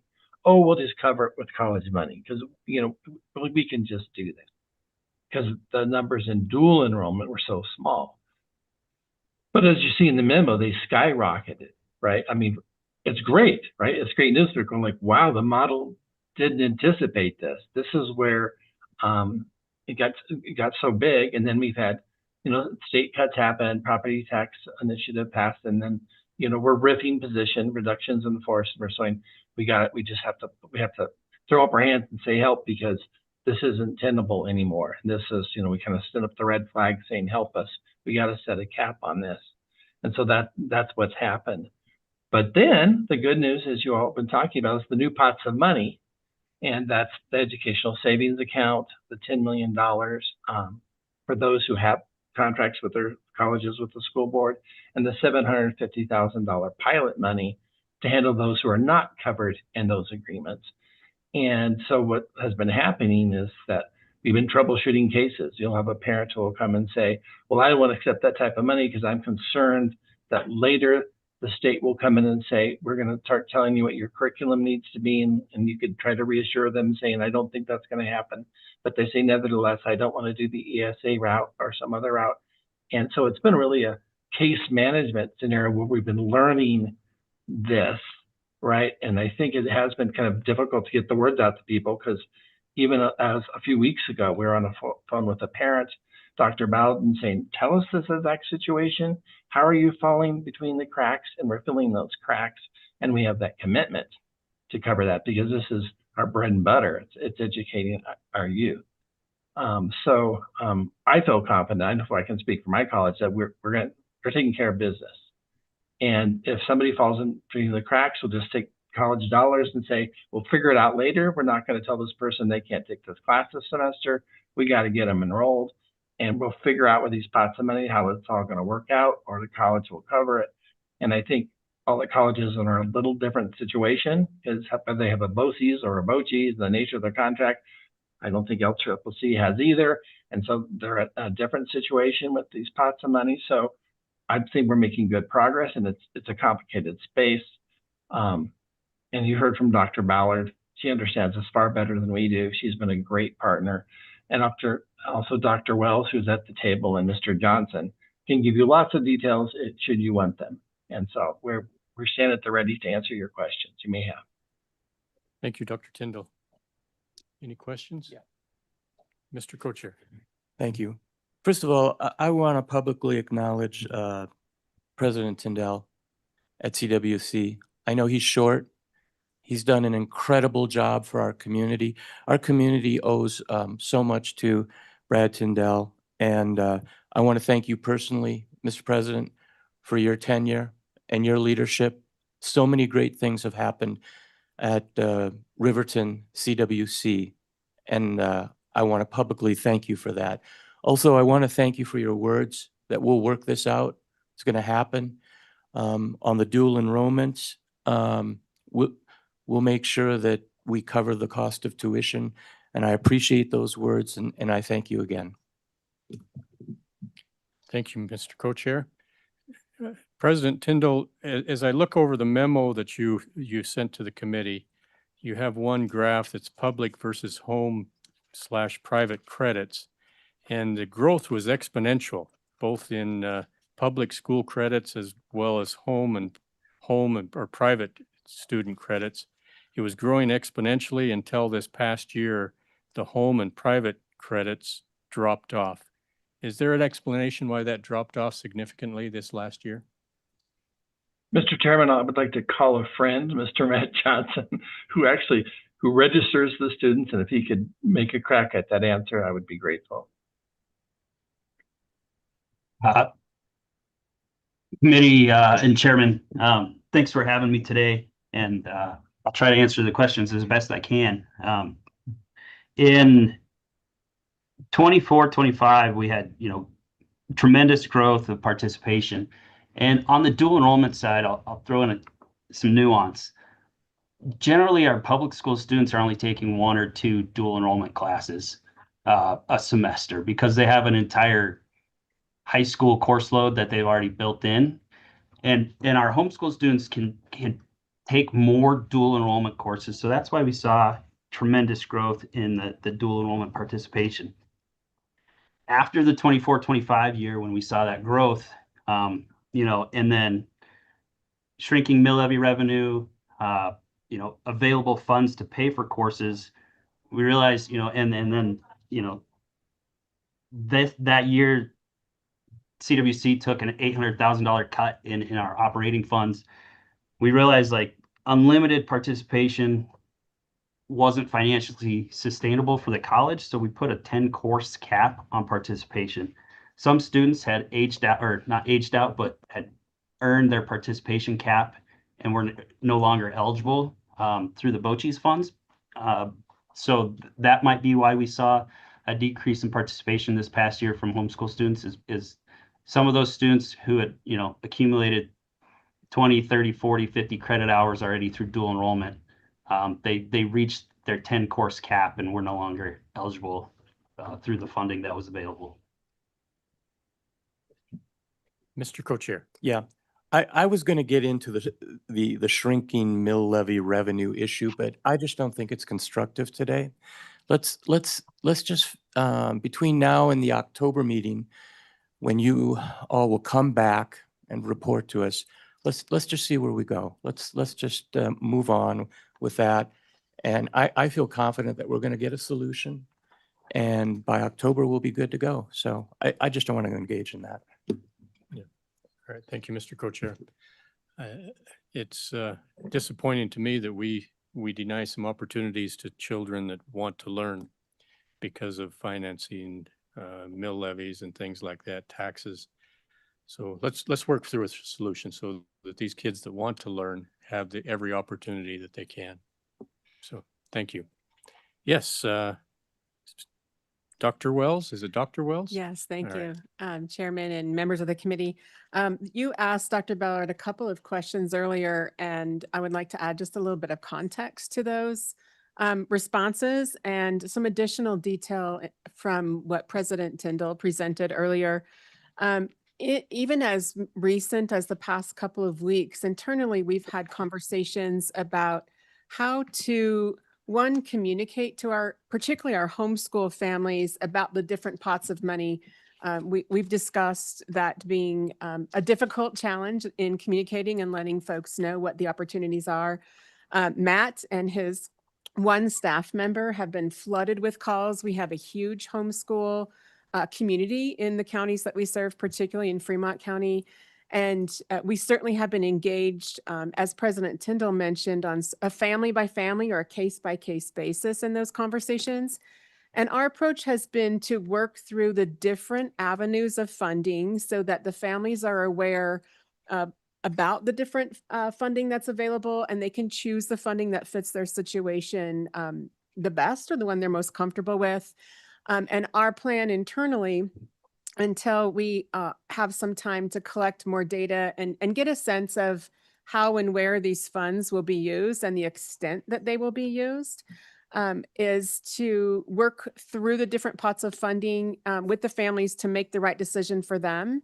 But as President Tyndall mentioned, if we go through all of those scenarios with each of those families and we haven't found a good funding solution, we are committed as a college to not charging those families the cost for attendance of any of those courses they wish to take. Dr. Ballard mentioned that the colleges are on board with the MOUs. We had an active part in creating some of the language with those MOUs to make sure that scenarios that may be unique to each of our community colleges are included as best they can be in a single document with 8 colleges. So we appreciate the work that the Community College Commission and the Department of Ed have done to work through all of these new funding opportunities and challenges that they have created.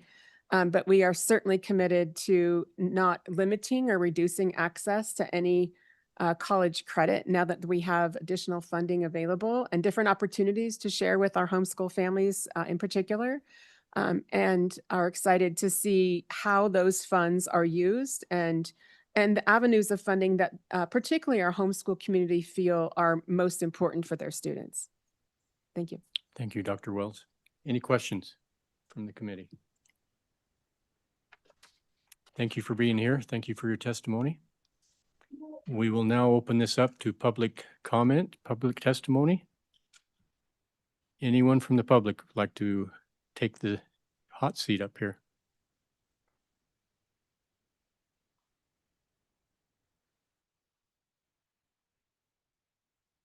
Ashley, anyone online? No, Mr. Chairman. Thank you.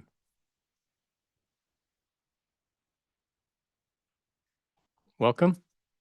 Thank you. Whichever one won the toss, start. Mr. Co-Chairs, committee, thank you for having us. My name is Reed Davidson, and I am a school board trustee from Johnson County. Not only am I a school board member, I'm also a parent and proud to be part of the public education in Wyoming and proud to send my kids. Things like this dual enrollment just solidify that sense of pride, and opportunities like that are just amazing. The purpose of recalibration and this committee, and ultimately what became Senate File 81, was to solve the problem of not enough funding being allocated to teachers in schools. Wyoming basically wasn't meeting the needs of our students. This round of recalibration has so far remedied a lot of that underfunding. Some things were intentionally left on the table till today, till now, and other gaps or unintended consequences have been discovered since the implementation of Senate File 81. But I want to take just a quick minute to go back to the way things were before. Before this recalibration, the way that we, and by we, I mean local boards and districts, managed many of those funding shortcomings was to leverage the block grant model. And we spread what little revenue we had to the places it was needed the most and provided for our students the best we could with what we had. Terminology used previously in this meeting was robbing Peter to pay Paul.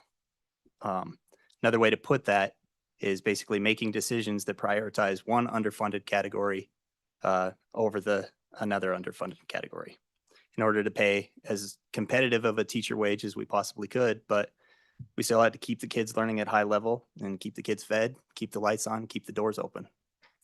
Senate File 81 does two major things. It steps away from that true block grant model, and it provides a substantial amount more funding. Mr. Davidson, we're on dual enrollment right now. Are you going to get to that? Yes, yeah, we will between the two of us. Okay, Yeah. all right. We don't want to go over some things that have been outside of the topic at hand right now. Exactly. Yeah, this ties into that. The point I'm trying to make is the fact that we're discussing this now is very important. Let me just jump ahead a little bit to keep on topic.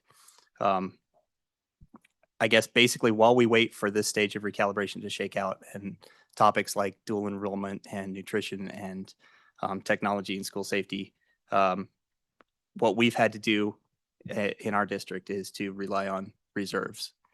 And that's definitely not sustainable.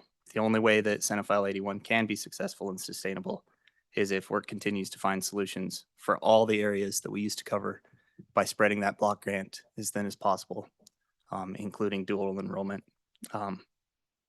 That if those aren't addressed, then we will, Senate File 81 will not be successful. Mr. Chairman, I'm Travis Pearson. It's my pleasure to be the chairman of the Johnson County School District #1 Board of Trustees. I want to thank you guys. Been great discussion here the last couple of days. We've had a great success partnering with Sheridan College. I believe we're a little over a dozen students now who have graduated with their associate's degree. In fact, several cases, they graduate the week before us. So they get their associates and then they get their high school diploma. So that's been the concurrent one has been really successful. That's a great one. And almost every senior that graduates Buffalo, we'll get a big majority that's coming out of there with significant college credits on board. So this program is exciting. I think getting this opportunity for every kid in the state is a fabulous idea and it should be successful as can be. So that's my testimony on that. With your permission, I had to look up some numbers for Representatives Kelly. Yes, Excuse me, go ahead. Representative Chairman Kelly. Pearson, go ahead. We in our classrooms, we've just gone through an upgrade. We installed new line displays for all our classrooms, and with that, we had to have an access point, a Cisco phone. We had to have the bell systems and the intercom, and then we needed a bunch of switching ports to make all that tie together. The average comes out to right at $3,000 per classroom of technology that we've just put into every single class. So they've got the smart boards that can do multi-displays and all the different neat stuff, that technology that I never saw before. So anyway, I just wanted to answer that question while I was up here, and we would be glad, any questions you guys on anything that's been discussed, we'd be glad to answer. All right. Thank you, Chairman Pearson. Any questions for Mr. Davidson or Mr. Pearson? Thank you for your testimony. Thank you, guys. Any other public comment on dual and concurrent enrollment? Seeing no further comment, we will close public comment on this topic. And the next on our list is committee directives. Committee, any conversation or directives, any motions?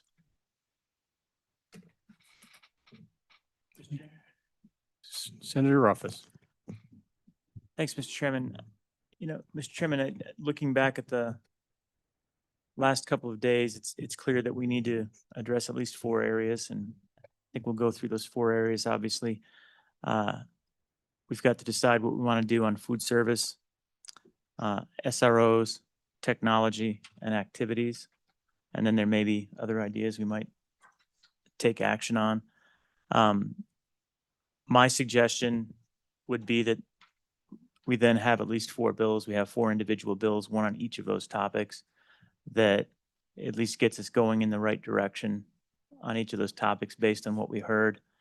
There will be opportunity for further input, and we'll obviously have the opportunity to review those at the next meeting, but we're going to need legislation to get started on each.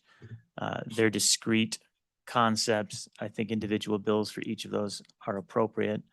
And that would be my suggestion for the committee to take, and we can have motions on those bill drafts as we see fit. Do you have a motion for any one of those bill drafts, Senator?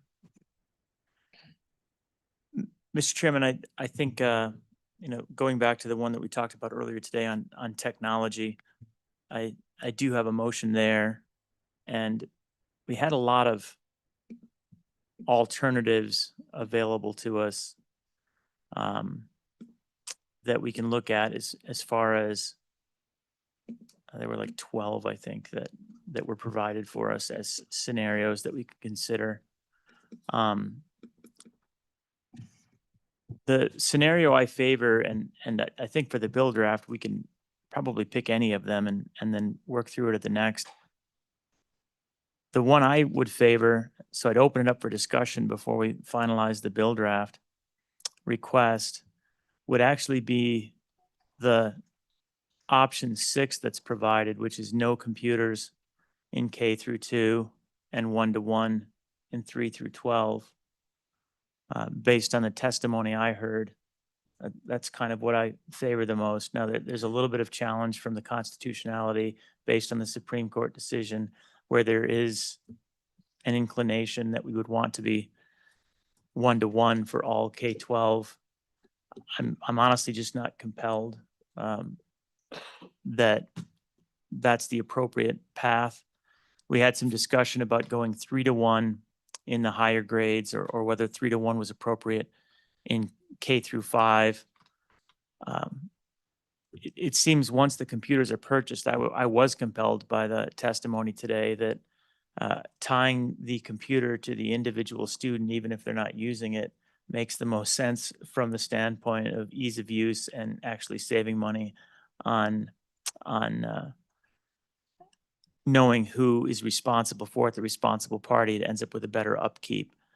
But again, I'm open to the consultant's suggestion, which was 3-to-1 in K through 5, and then 1-to-1 in 6 through 12 as an alternative. And then, so I'd like more discussion on that. The other part of my motion will be, right now in statute, we base a minimum of a single tech specialist, a 1.0 FTE for tech specialist per district for all districts, and then we build up from there. And so the other part of my motion will be to shift that a little bit based on the testimony we heard, where it goes to a minimum of 1 tech director position, which is around $6,000 more per year for that tech director position. We heard that there needs to be a tech director, and that every district needs a half-time SIS. We don't have SIS explicit, but we've got tech specialist. So it would be a minimum of 1.0 tech director and 0.5 tech specialist for every district, and then scaling up from there for the legislation. That solves the personnel problem that we heard. And then we're changing on the technology side. That's my motion. Again, we can take it either way, and I'd just be open to see what the committee would prefer on the ratios in the lower grades before finalizing that motion, Mr. Chairman. Okay, so if there's a second, then we'll discuss this. Seconded by Representative Kelly. Discussion. Any discussion? President Biden. Thank you. Just a question on, you said tech director and then scale up from there. I just want to make sure that we're doing 1 tech director per district, not multiple per district. And the scaling up is going to be on the support personnel based on ADM. Is that correct? Senator? Mr. Chairman, yeah, it's my understanding, and I'd have to double check with Mr. Wilmarth, but I don't think we provide a scaling up on the number of tech directors. What we do increase the number of tech specialists and other positions. So we don't actually have a tech director on explicit in statute, I don't think, until we have large districts. So this would be changing the current tech specialist to a tech director. Mr. Chairman, we have a computer network specialist defined in statute. What I'm hearing is that, and that's a minimum of one per district. What I'm hearing is modify that minimum of one to a tech director. We have two other network supervisor or software salary levels, which are about 7,000. I don't know that is a tech director's salary. We have other directors, we have assistant superintendent salaries. Those are substantially higher. Policy choice on where you want to put those salaries. The network supervisor or software managers are about the 7,000. If you want to target it to the other director, that's a larger salary level. So maybe that's a modification. Mr. Chairman, to Matt, I thought we explicitly had a technology director. Do we not? It's only on the network and. Mr. Chairman, no. Again, as Dr. Pike has indicated in his update before the student activities, districts have the ability to hire these directors or other directors at their discretion. We don't have a specific technology director. Okay. Co-chairman. Thank you, Mr. Co-chair. Just a couple thoughts. Throughout this recalibration, I've always been cognizant of the court's order. And I know we have tried and proven through our work that we are trying to meet many of the thresholds that the court has indicated needs to be seen by the legislature. And we've proven it in the past with the salary increases. And at the same time, I think to give heavy weight to our consultants' recommendations on recalibration. And so I guess my question is, or I'm a bit hesitant to go against the actual recommendation of our consultant on the technology issue, because I do believe the court is looking at what we do today. I do believe that they will take that into consideration in the months ahead. And again, as we look at the bill drafts that may come out later today, we are going to continue to show the court that we are making a true effort to adhere to the court's orders. So I guess to my friend, I'm a little hesitant on going against our consultants' recommendations when the court has put so much weight on the recommendation of our consultants on so many issues. And then I do have a question with regard to the actual cost of the additional FTEs. Can someone fill me in again on what the cost would be overall statewide on that? Mr. Wilmar? Mr. Chairman, I don't know. The pricing of the tech director is key for a minimum of one. The additional staff, I'm not following. Maybe Senator Office can rephrase that for us. There are already minimums built in for secretaries or accounting staff or the computer technician. There's a minimum of one computer technician. I don't know if that's what Senator Office is intending to be the SSI or the Student Information System person. So maybe we would have to cost out what that additional staff is. It is going to be likely millions of dollars to provide a minimum of additional half FTEs across the state with those salaries and benefits.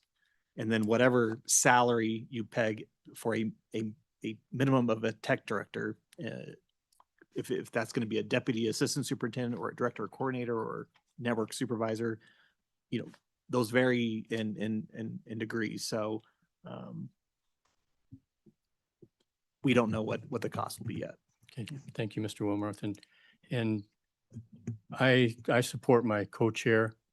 I believe that we have hired experts in the industry and they have given us their recommendation, and that is different than what this motion is. And so in our consultant's testimony, they said that the staffing is adequate at this time for what our needs are, and they are recommending a different technology, 1 to 3, up to K5, K6, going to 1-to-1. So my opinion is we should follow the recommendations of our consultant, the experts in the industry that have done a lot of research for this. So any other comments? Any other discussion? Yeah. Yes, Co-chair. Mr. Co-Chair. Let me see if we can do this, and it's just an idea. Since we're doing bill drafts, it's a draft. It will be reported to us in October. I guess what I'm willing to do is to accept such a bill draft with the with the understanding that I need numbers as to what this would cost. And then come October, we can amend that bill. We can alter the bill. We can tweak it. I do think we need a draft on this technology issue, because again, my argument is I want the court to see that the legislature is serious about trying to comply with their order.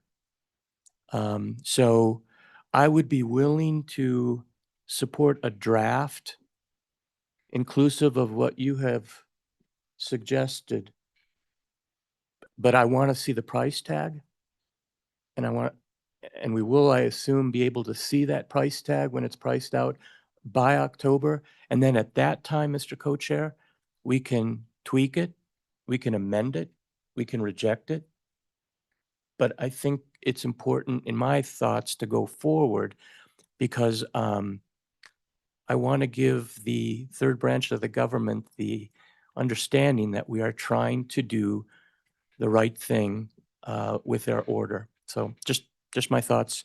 I speak for myself. All right. Representative Brennan, or Senator Brennan. Thank you, Mr. Chairman. I do agree that it is important to just that we get a drafting and get it started. I think there's a lot of merit to what Senator Rothfuss is suggesting based on some of the public testimony that we've heard and a little bit from our stuff.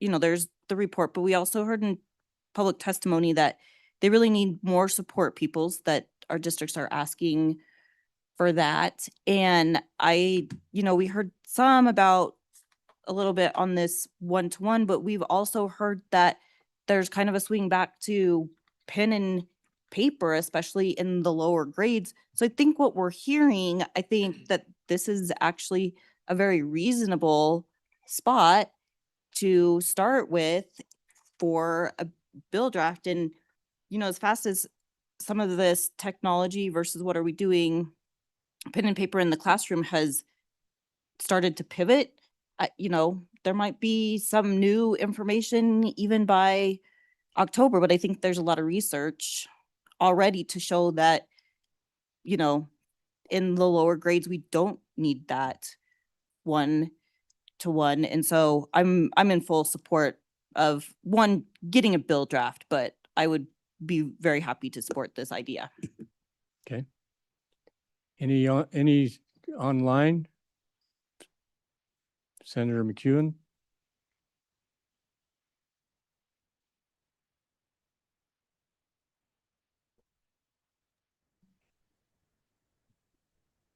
Not sure I fully support this, but I do think we probably need to get a bill draft done. Senator, would you support a different bill draft for technology? I think we're going too far. Mississippi went from 49th in the nation to 9th in the nation for education. And the two things they did was stop kids from graduating or getting through third grade without a third grade reading education. And they pretty much got rid of all the computers. And with that, I'll be quiet. All right. Thank you, Senator. Representative Kelly. Thank you, Mr. Chairman. I just want to add some context. When we talk about deferring to the professional consultant and meeting the needs of the court order, I'd like to remind the committee of the court order, there was a stay put on it. And there was a stay put on it for a reason too. And page 93 of that appeal, the Constitution commands a focus on students' rights to an adequate and equitable system of instruction. Does not justify courts substituting their judgment for that of the legislature in pursuit of whatever districts or advocates may rationalize as beneficial for students. So we have these hearings to hear from people and get input from professionals, from parents, on what to do. And we have the Supreme Court here saying that it is still our job to ultimately decide what is best. And part of what we get from Dr. Pikus is some invaluable information and insight into it. But he himself in his presentation has said, as we look through the evidence, his perception has changed sometimes as well. So let's not constrain ourselves too much based on what a currently stayed opinion had to say, and really put forth what we think is most beneficial for the schools. Red, I really would like us to put our best efforts forward and not worry so much about that one order that's currently on hold. Okay. All right. Are we ready for a vote on this motion? No. Okay. Mr. Chairman, on the mechanics of the amendment to the funding model. So what the, since we don't have a one-to-one or anything in the current bill or law, would we be adding this to instructional and library materials where we already pay $300 per ADM? Would we be adding to that to get to the 1 to 3 and the 1 to 1 in the higher grade level bands? Where would that go? Mr. Wilmer? And I'm assuming that the the tech director FTEs would be under the central office category. Yeah, Mr. Chairman, members of the committee, there is a specific technology amount per ADM in your model currently that's set at $250. That amount would be increased to whatever the ratio is. And I think the motion indicates no computers for grades K through 12, and in grades 3 through 12, a 1-to-1 computer to student ratio. We'll increase that to whatever the appropriate amount is from $250. What I still need some clarification on is the staffing side. And those are currently in your central office staffing allocations. So that's where that additional funding would be. You already have a minimum of 1 computer technician for each school district. So that's kind of your base level. And that increases to an additional computer technician at 1,000 ADM, an additional FTE at 2,000. So 2.5 computer technicians at a 2,000 ADM school district, 5 computer technicians at a 4,000 ADM school district, and 15 at 12,000. You also start allocating directors and coordinators at anything above 2,000 district ADM. You get 3 director coordinator positions at 4,000. It prorates from 3 to 0 down to 2,000 ADM. And then above 4,000 to 12,000, you go from 3 to 9. So, and then there's this proposal on an additional, basically data steward. I would contend we would report those or match those to kind of the secretary and accounting type positions, which are already generated a minimum of 2 at the district level, and so forth.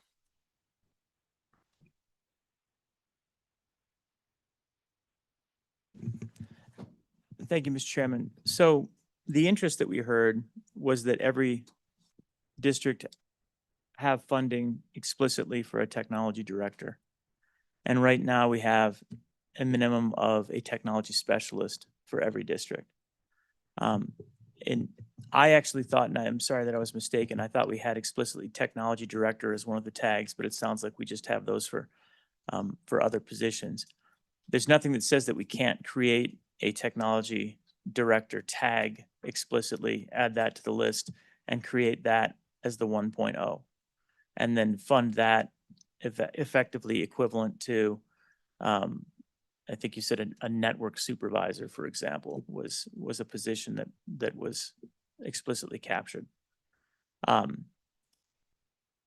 far as the other aspect of it, the other interest was to ensure that all districts had somebody that was dedicated at a halftime level minimum as a technology specialist that could do the SIS. So you create the tech director position, or you transition the existing specialist position into the director and add a 0.5 tech specialist as the minimum. And what you've effectively done is added a half-time tech specialist position. That's effectively what happened, is that for every district, you're net adding a half-time specialist position and adding a little bit more salary to one position so they can get a director instead of a specialist for that supervisor. So as far as how much that's going to cost, the reality is you've got 48 districts. You've added a half position for every district. So we've just added 24 positions. And then you've added a little bit of additional salary for a position. So, that's $7,000 times 48 districts or whatever that is, plus that's the intent. And then everything else just scales on top of it. I think it's a very doable thing. We don't change anything else. It's a net effect of 24 new positions statewide in the technology space that seems to address those interests. And I can tell you then that it's $2.4 million a year-ish. Plus benefits. That probably includes it based on where it's going to be on the salary schedule. Representative Kelly. Thank you, Mr. Chairman. I'd just like to clarify, though. We're talking about creating roughly 24 new positions, but are we really, or are we just providing funding for what they're already doing? There's already is there a district here that doesn't have somebody who's in charge of taking care of tech right now as it is? So that would be something for us to look at too. So I don't want to look at necessarily that we're creating all these new government jobs, rather than just making sure the funding is there so they can adequately do what they're already doing. That's what we're doing. Yeah. Mr. Chairman. Yes, Senator. To address that point, I see it as just trying to cost base what is an existing practice. And that was the testimony that I heard today, was that every district, regardless of your size, has to have a tech director and has to have at least a halftime SIS. And this just acknowledges that. And what we've heard, I think, from testimony is this is an area where the model, as SF81 is written, is not reflecting the on-the-ground practice. So the motion is to try and do that. And remember that previously, because there wasn't a silo, they were able to just move money and solve this problem. Now, the concerns they're raising are, well, this is where we've been falling short and where we've been utilizing funds that are now siloed. And I think it's incumbent upon us to respect that. That's what we asked for. We asked for exactly those concerns at the last meeting. They brought those concerns, and I think it's then our responsibility to bring legislation to try to address those concerns. Again, we're just drafting legislation at this point, Mr. Chairman, but I think it's appropriate for us to draft legislation that does address it. Getting to the question of whether it's 3-to-1 all through K-5 or 1-to-1, 3-12 and 0 in K-2. The number that goes into the model ends up being roughly the same. They're both 390 something. I think it's 391.6 and I think it was 398 was what was said. So kind of splitting hairs at that point, but it was signaling. I like signaling, honestly, the idea that we don't really want the K2 kids to have computers. But if we feel uncomfortable with that from a court perspective, that's okay too. and we can go with the recommendation. It's of no consequence to me, and my motion is either way. We could say 395 as the dollar amount and split the difference, and you can do it either way. So maybe I'll just do that. I'll say $395 per ADM at this point in time, and then we don't have to decide that. Okay. It's enough. So that's the motion. Are we ready for a vote? This is just a voice vote. All those in favor of Senator Rothfuss's motion signify by saying aye. All those opposed signify by saying no. No. Okay, that motion passes. Any questions on that bill draft, Mr. Wilmarth? I'm sure there'll be some. Mr. Chairman, I think it's now very simple, $395 per ADM for technology.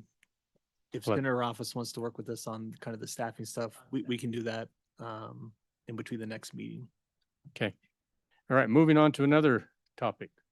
Senator Schuler. Thank you, Mr. Chairman. I would ask for a bill draft for SROs and basically say that, basically we should accept the consultant's advice. School safety is an important part of our students' education and their well-being. And so I think we ask for the one SRO per high school, one per every 2 middle schools, and one per every 3 elementary schools. Whether or not and that's just for staffing purposes, whether or not we go with the training and the supplies, I think that's something we can talk about at the next meeting, if you want that in there or not. There was some discussion from some of the folks on the committee about whether it should be a categorical grant, and I'm wondering if we could just put that as aside for now and then discuss that at the October meeting, but just get the draft in place to accept what the consultants have advised us on. Okay, thank you. And do we have a second? Second. Seconded. Discussion. We have a hand up. Speaker Nyman, please.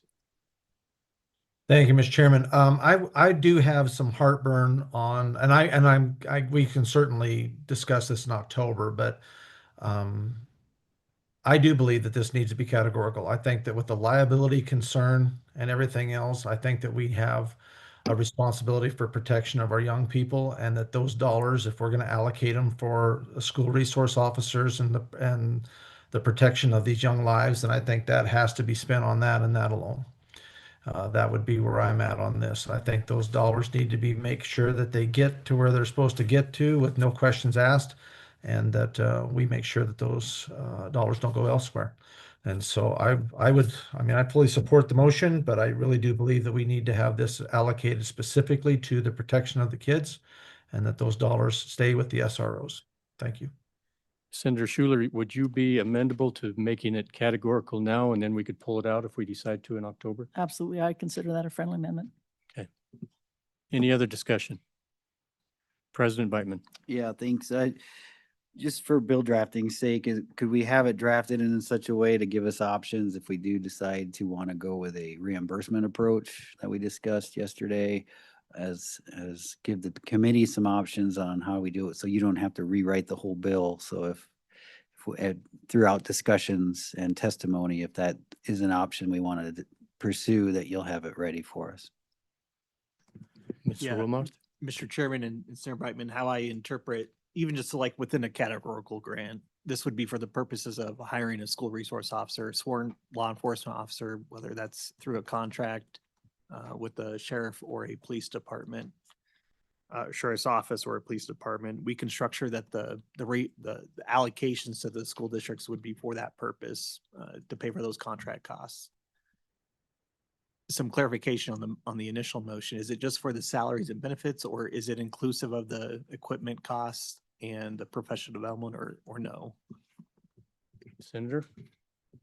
I basically, Mr. Chairman, was mainly considering the staffing and without the training and the supplies for now.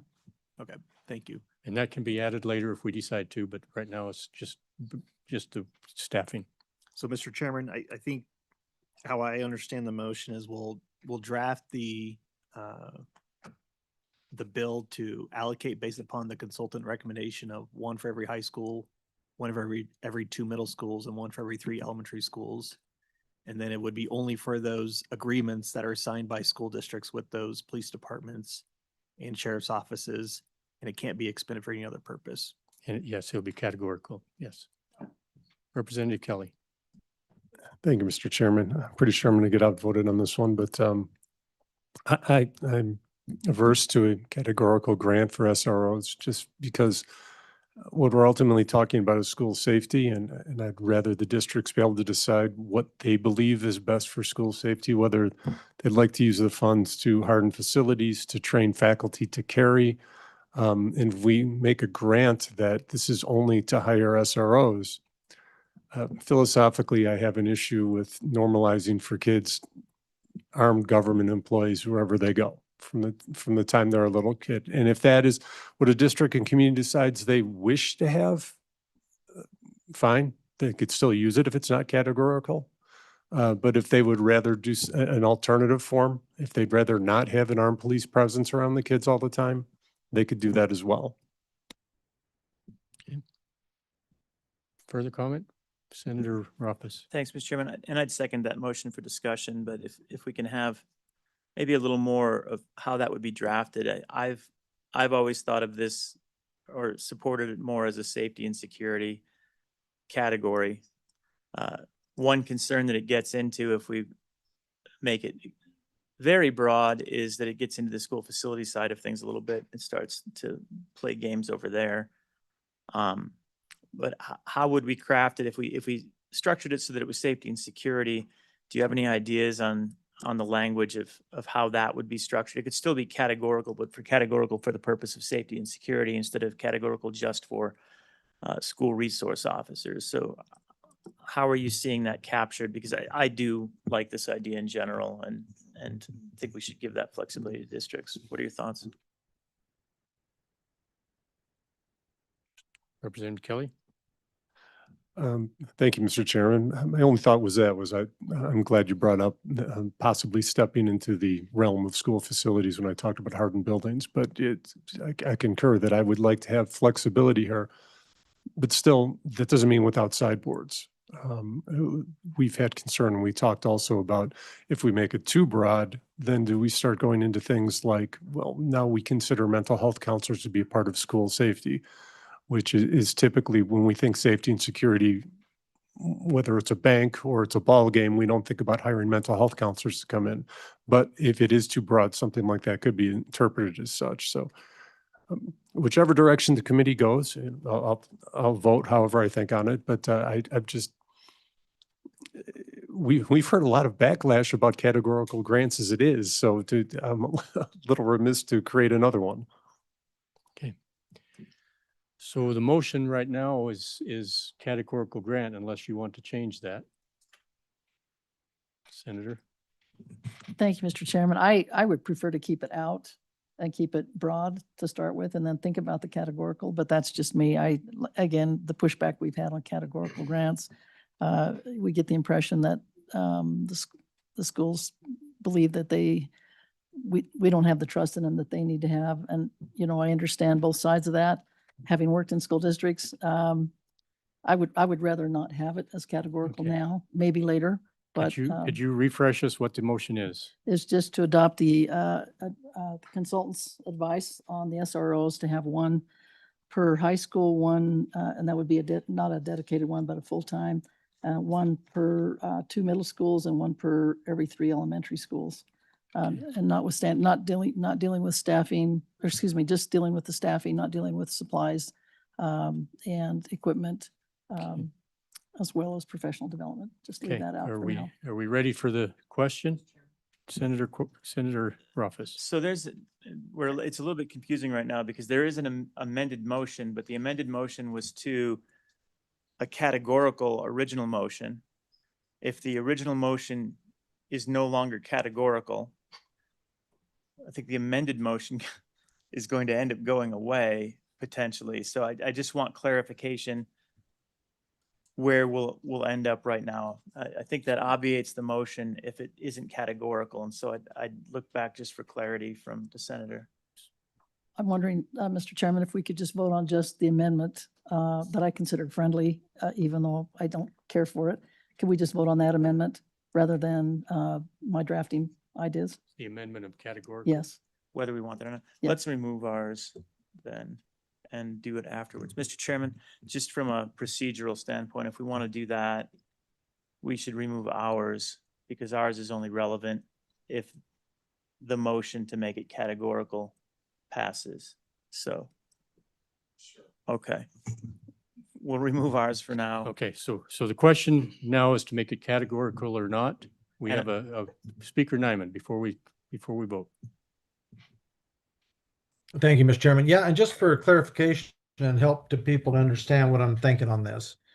What is the liability and responsibility if we go and say, hey, you know what, if we don't like categorical grants, which you know that people are not fond of, but I heard testimony yesterday that the nurses would like it and so would food services. Think that's a pretty good idea if you could get it to happen, but that's neither here nor there.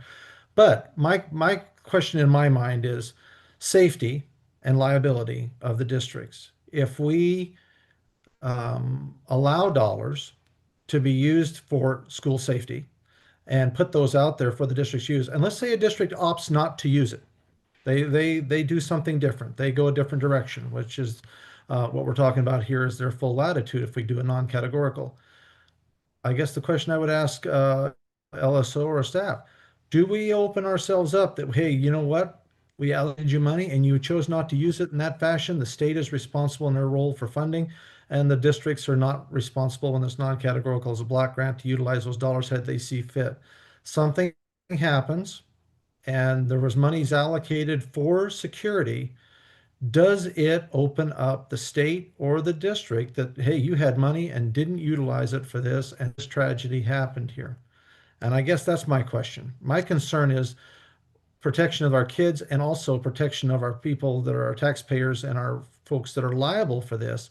I gave you the money for that, but you chose not to use it in that way to provide protection. And if you had, what would be the difference? And so I guess my question in this and my concern or my wonder is, are we creating a potential problem down the road? Hope to God it never happens, but we gave you funding and you chose not to use it in that respect, but this happened and you weren't ready.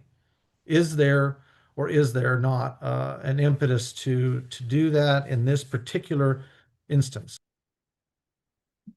So that's a legal question. Sure, Mr. Chairman, Representative Representative Nyman, Tanya Heitrick, Operations Administrator for the Legislative Service Office. I think that's an interesting question and not one that I have ever considered from a legal standpoint, but I would say these are block grant funds and districts have the ability to utilize the block grant however they see fit. And I think it's a difficult argument to make that because a district chose not to utilize the block grants for purposes of protecting the school, that somehow the state is liable for that. Of course, that is an issue that's never been before our court, but in the realm of school finance, as I stated, it's a block grant in many instances and was a block grant prior to Senate File 81. So that's, I mean, I don't have a hard and fast answer to that. It's not something that I've ever considered, but I think it would be a far-reaching legal case. Okay, thank you. Okay, President Mr. Biden. Chairman. Let me try to answer that real quick. Wouldn't the Governmental Claims Act kick in anyway? And they're both governmental agencies, so, and there's a cap, so it doesn't really matter. It's coming out of the taxpayer's pocket regardless. Who's ever at fault. Mr. Chairman and Senator Biteman, certainly that would come into play. There are exceptions in the Governmental Claims Act. And so it's really difficult from a legal perspective to give a concrete answer when you don't have a factual scenario that you're working with. You're just sort of hypothetically putting into play the situation. And, you know, as a lawyer, it depends on the facts of the case. Okay, so let's go about this a little bit differently. We're going to vote on whether to create the bill draft as proposed, and then we will vote on whether to make it a categorical or not. So all those in favor of Senator Schuler's motion to create a bill draft with one SRO per high school, one for every 2 middle schools, and one for every 3 elementary schools, signify by saying aye. Aye. Any opposed? Aye. Any opposed? We have one opposed. Okay, now the vote will be whether to make that categorical. An aye vote will be a categorical, a no vote will be no category. It'll be in the block grant. All those in favor of a categorical grant for the SRO signify by saying aye. Aye. Aye. All those opposed signify by saying no. No. Okay, so that fails. Yes, Senator. Can we call it safety and security instead of SROs in the model? And that's just a discussion piece. If we're putting it in the model and we're making it a block grant. I think this gets to, honestly, at least if we're not having it categorical, I think it helps out with the concern of Speaker Nyman in that it isn't necessarily just intended to be buying SROs, but we ensure that it's cost-based for SROs. So if that's the desire, then we have sufficient funds for the recommendation, but it makes it clear that it's for other uses. And one of the interesting things, the concern about the school facilities goes away to some degree, because when it's a block grant, it goes into a general fund, then you can't really spend general fund dollars on school facilities anyway. So the fact that it's in the block grant actually takes care of some of the concerns about the school facilities conflation. So we have a motion to make it safety and security rather than just SRO. Do I have a second? Okay, any discussion? Question being called, all No, those? I have a Oh, I have a different question. question, I'm sorry. Clarification, because to Representative Kelly's point, now that this is in the block grant, I don't want, all these mental health counselors being hired for safety and security. So could we put some sideboards on that to get at what you want, what he wants, find some middle ground here to make sure that it's not going to be, all that safety and security money is not going to just be funneled into hiding a bunch of shrinks. Mr. Chairman, if it's going in the block grant, there's nothing we can really do about that, right? I mean, block grant is block grant, so they could hire all technology administrators if they chose to. Absolutely, could all go to custodial. That's the nature of the beast. Vote it up, vote it down. All right. Mr. Co-Chair. I know LSO wants to weigh in on the technical issue. Obviously, the alternative is to amend it in October. Mr. Wilmarth? Yeah, Mr. Chairman, just on that point of the other purposes, if it's in the block grant, there is no limitation on how districts can expend it. You're now going to allocate 172 FTE approximately for those 77 SROs that are currently hired. So about 100 FTE differential.